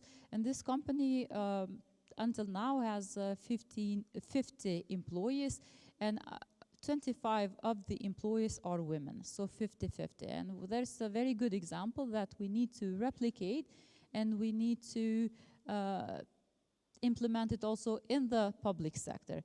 But as you can see, we're at the very, very beginning stage when it comes to diversifying the sector and also to gendering the sector. So these are some of the policies that we have started to implement in Kosovo, and I think after some years we can see the results as well. So yeah, I'll stop here. Thank you. And the last one, it's dear Vesna. What is the head of us on the EU integration part of what are the EU recommending for the just energy transition and gender equality? Thank you for the question, Mitko. Actually, that was basically my idea to present. We didn't talk about this. Actually, for today's intervention, I decided to use my engineering approach in whatever I do in my life, as I'm basically an engineer, with specialization in multi-objective optimizations, and to do both, to present my personal thoughts on the topic, and also to introduce to the public one EU-funded project, and partially by UCRI for UK participants, that just started 1 month ago. The acronym is TRANSIT, and the full title of the project is Transition to Sustainable Future Through Training and Education. The title, I prepared one presentation, hopefully will be on the website later on, and use the template of the project, which is very colorful, having flowers, everything green and really liveful. The title of the presentation is Engaging Females in All Aspects of Sustainability and Renewable Energy. My intention is to bring some optimism, even for the region, in the topic of gender equality. I stress gender, no female and male, always.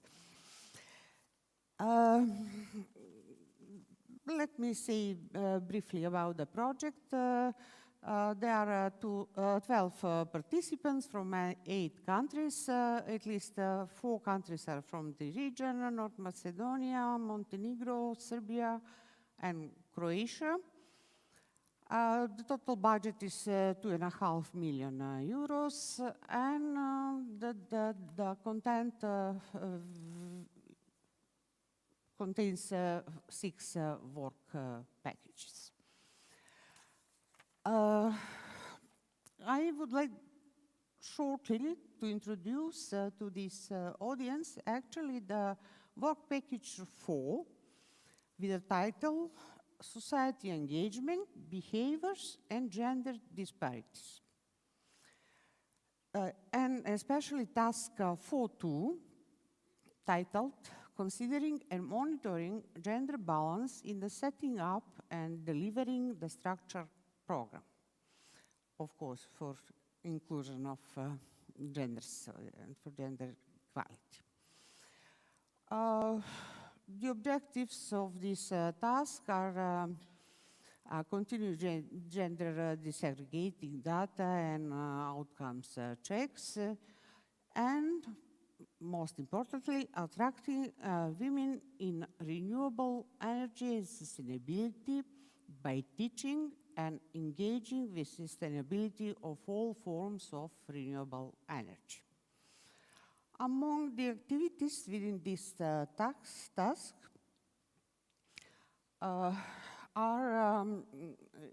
is actually to assess barriers or gender. The idea is to organize focus groups on the issue and to do many surveys to come to more information on the gender participation actually in the sector. And also Another activities includes interventions and tools to foster gender participation. What does it mean? Organizing seminars, exhibitions, awareness-raising activities, monitoring programs and networks on females in energy. Why I am saying all this? How this project is actually very much associated to today's panel. At least two participants from North Macedonia, besides UKIM Fate, which is my home institution. Another participant in the project is EVN North Macedonia. And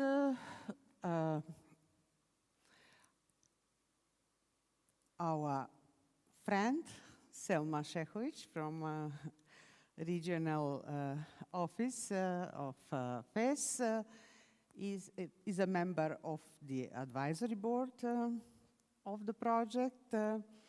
Also the president of the Regulatory Commission, the Energy Regulatory Commission of North Macedonia, Mr. Marko Bislimovski is a member of the advisory board.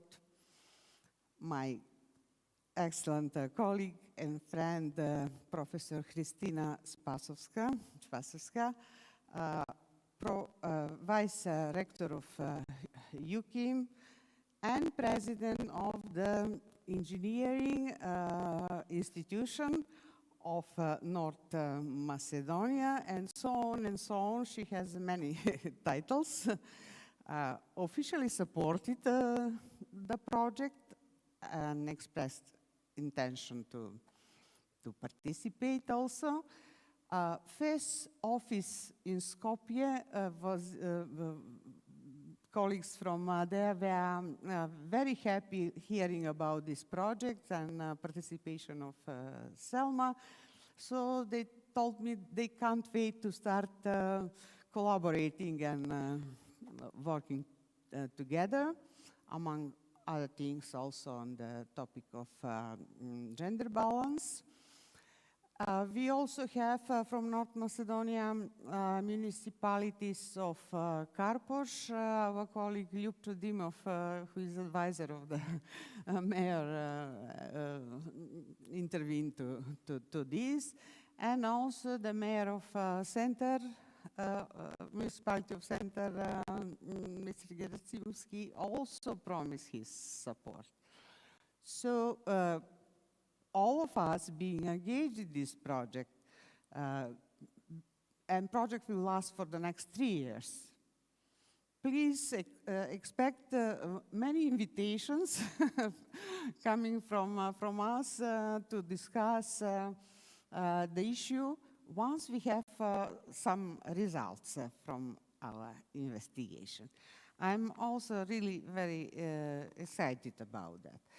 So the point, one of the points will be to organize training and education, which is targeted to women, to engineers who are actually females. So to encourage them to participate massively.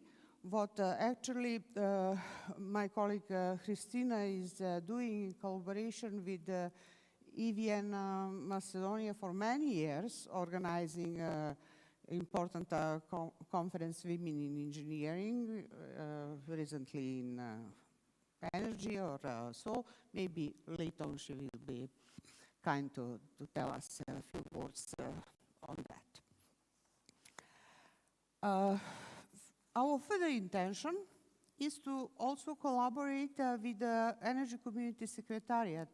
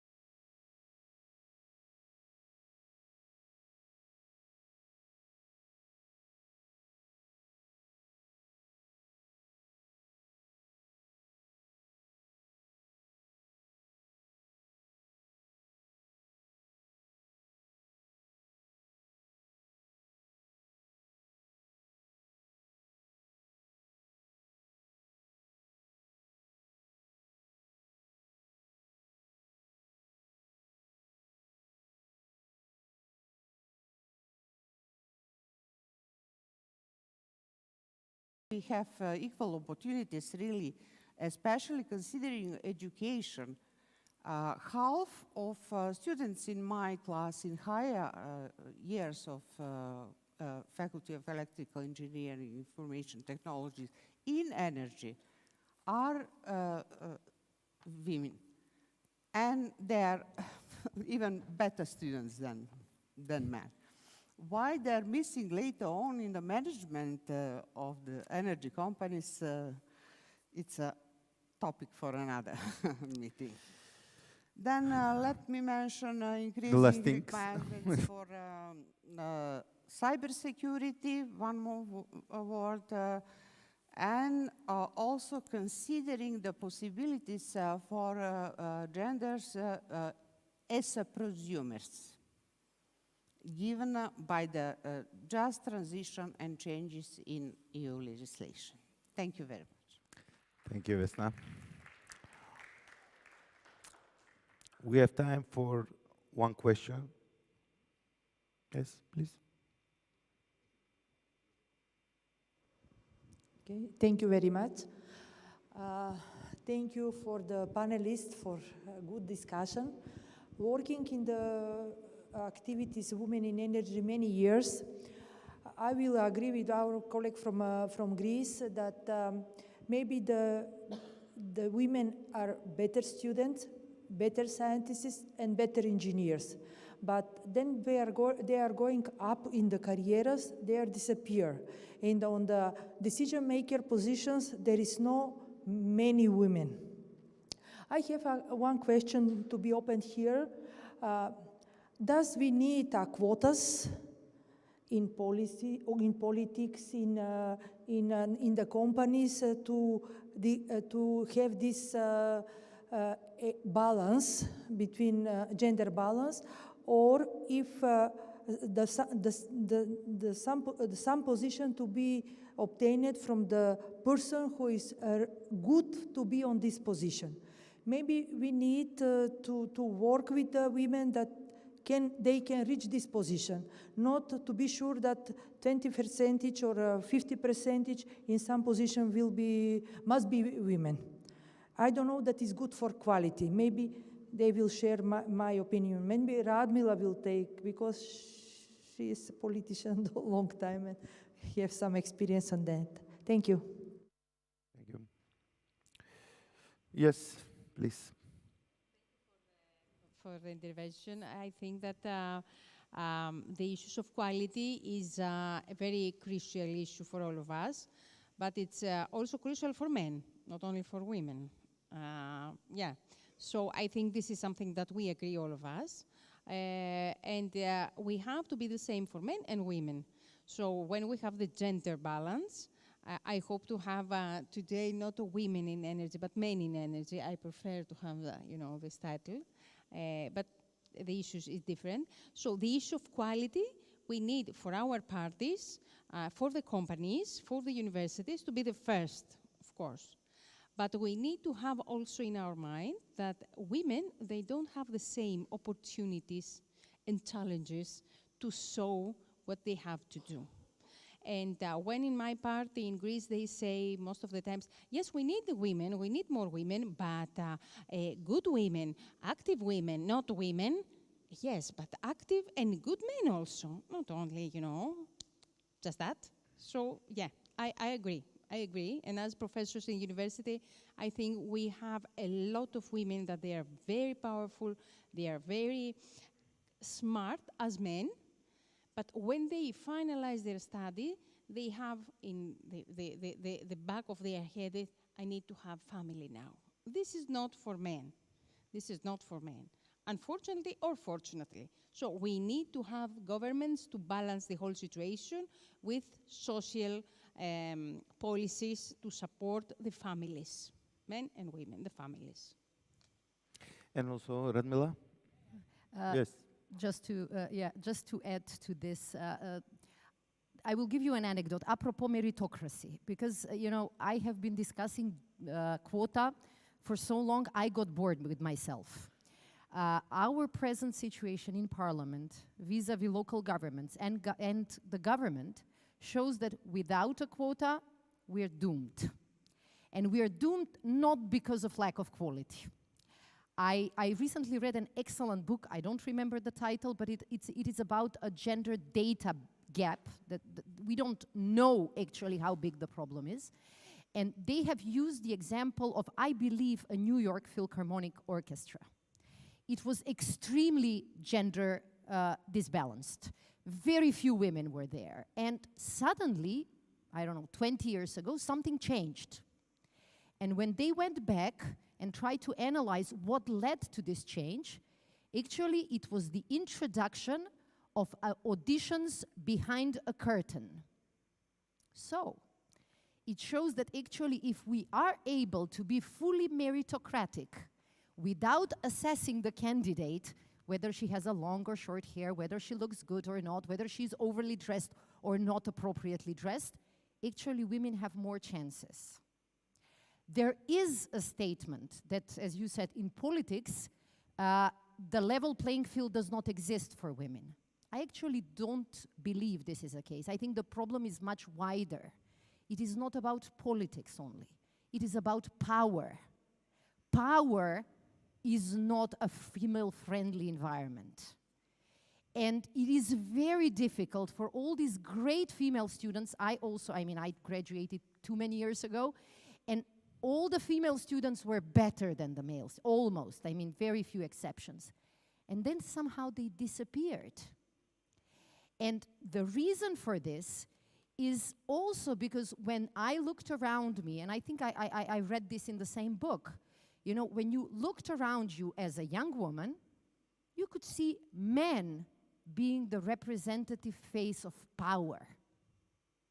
Brilliance does not belong to me. This is how even today's girls are raised. And if you go further, especially in politics, where you have to be electable, people, you know, basically there is a trade-off. Social studies have shown that you have to pick whether you will be seen as competent or warm. You cannot have both. And if you're not seen as warm, then you're not really likable. And if you're not likable, then you're not electable. And this is only a problem when it comes to women. Men can be equally likable and competent. What was the word that was most associated as criticism towards Hillary Clinton? Do you remember? She's too ambitious. She's power-driven. Can you imagine someone running for the president of the most powerful country and not being ambitious? But when women are told that they're too ambitious, and they would have to be too ambitious to be, you know, the head of the energy sector, the head of a new power company, that's a code name, forgive my language, for a bitch. And that's when you don't create friends. And friends are very needed if you want to create these kinds of networks that push you to the top. So basically, you will either be seen as a puppet, you might end up at a good position for a while, or you will be seen as competent and independent enough, but in most cases you will lose. So it's a way, the game was, I think this was actually the song of our Eurovision representative few years ago, Proud, Tamara's song. The game is made for you to lose. So, to sum it up from the beginning, if there are no policies that will be aimed at least leveling things up, giving some, at first sight, advantage to women candidates, we will have the same discussions in 20 years. I will be happily retired, and the situation will not be changed. So, yes, we need a self-sufficient, sustainable energy policy. Yes, we do need to be socially just, but if we are talking about a socially just policy, we have to have policies geared at women, having them represented, having their concerns transferred into policies, and having them protected also as customers and citizens. And I especially applaud the examples that we have heard from Kosovo. I'm really amazed at how far and how ambitious you have been from the start. And I think that's really an ambitious level that we need to adjust to. And finally, since we're closing up, congratulations to Albanian-speaking part of our audience for the Albanian Language Day today. This is what I forgot at the beginning. So thank you, Mitko. Thank you, Radmila. And the last one was Dragana? No, Radmila is explained better than me. I add only 2 sentences. The quotas is good, but not enough. We need women who knows what they want from life, and it is. Thank you for all of you who coming here to support this panel. I believe that the next year we will have this panel, Woman in Energy, early in the morning, not after. Thank you very much.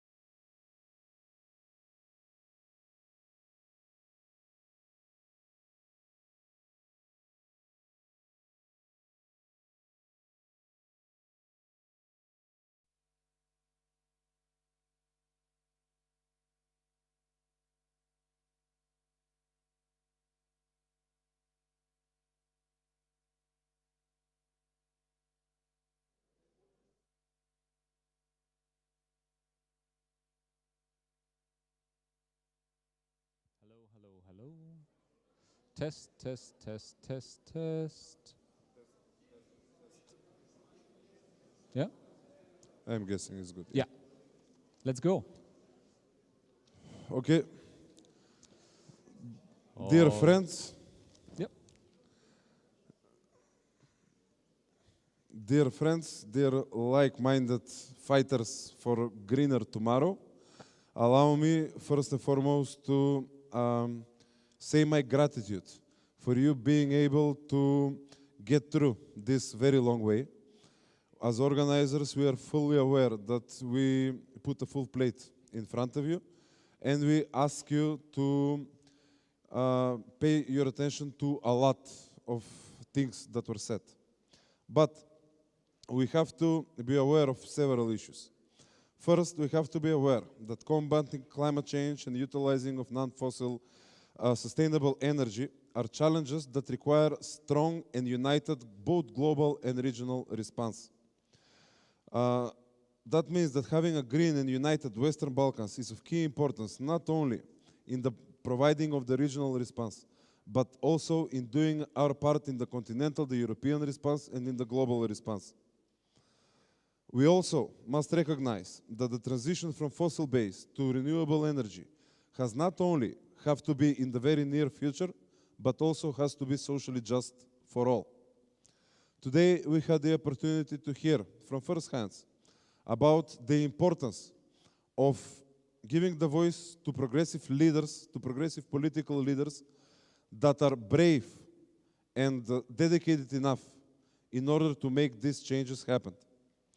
We also had the opportunity to hear about the importance of democratization of the energy sector, to hear about the importance of the abidance to the democratic principles when we are dealing with providing of the most fundamental and elementary human rights, such as the right of every human being to live in a healthy environment.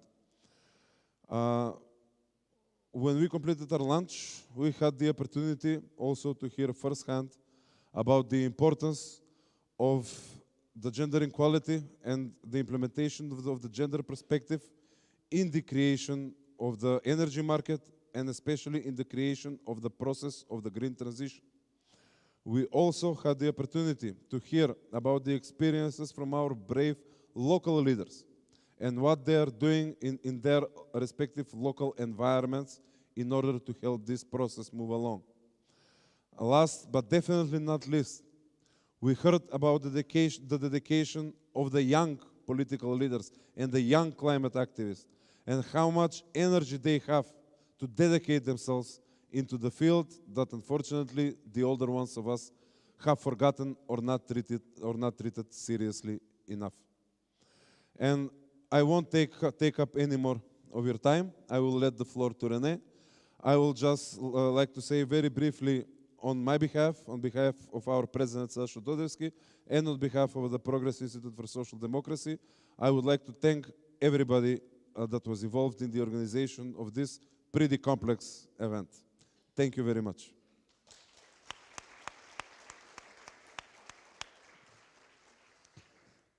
Well, thank you very much, Pavle, and colleagues, partners, and friends.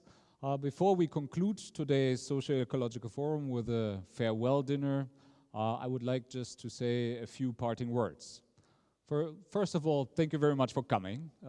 As I said, it's not a small feat that we bring social democrats from so many countries here together, and this is a particularly busy time of the year, despite any other crisis going on. So thank you very much for coming and committing to, as Pavle rightly said, the very tight and heavy packed agenda. It means a lot of us that they did this, but I think in light of what we discussed, I hope it was worth your time. Just now we had the discussion with the social democratic mayors, and I think that was a perfect example what this forum can represent in terms of that it showed the power of progressives, local leaders, that in their communities they're connecting the technical solutions with the citizens and translating them into progressive policies. And I said it in the morning, when we start with the big questions, maybe we should start here in the with the local communities. And I can assure you from my side, the Friedrich Ebert Foundation, you will find a reliable partner to work in your respective countries with on this socio-ecological agenda, both in the communities, but of course also in the central government.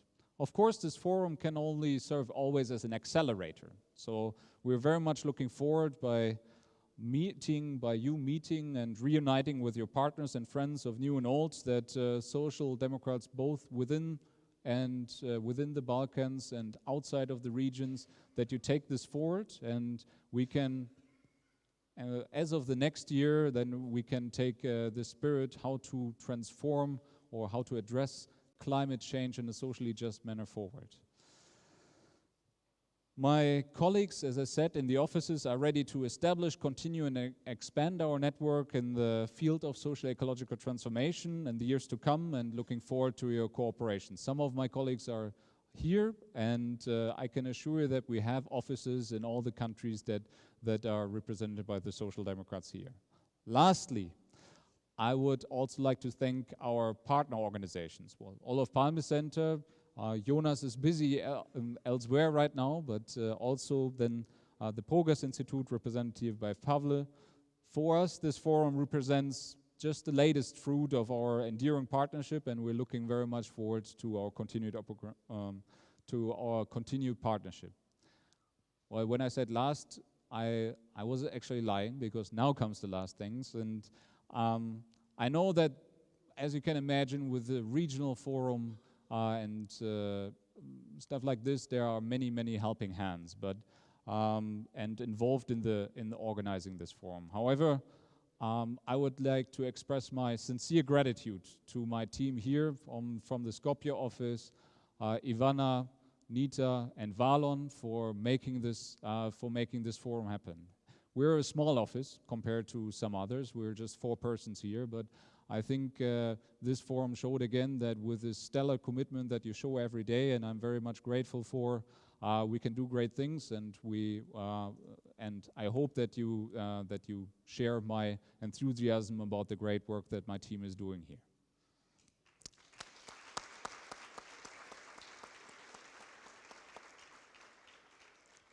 And of course, as I would like, you should never single out anybody in speeches like this, but I'm afraid I'm breaking another rule here, because I would particularly thank Ivana Vučkova.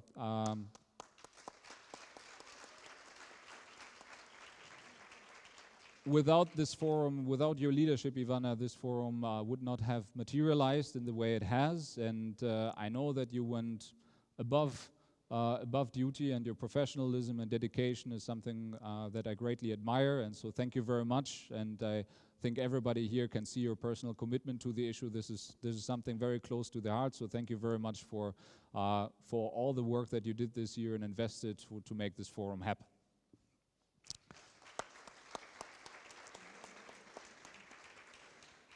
With this, I would like to say farewell, see you soon.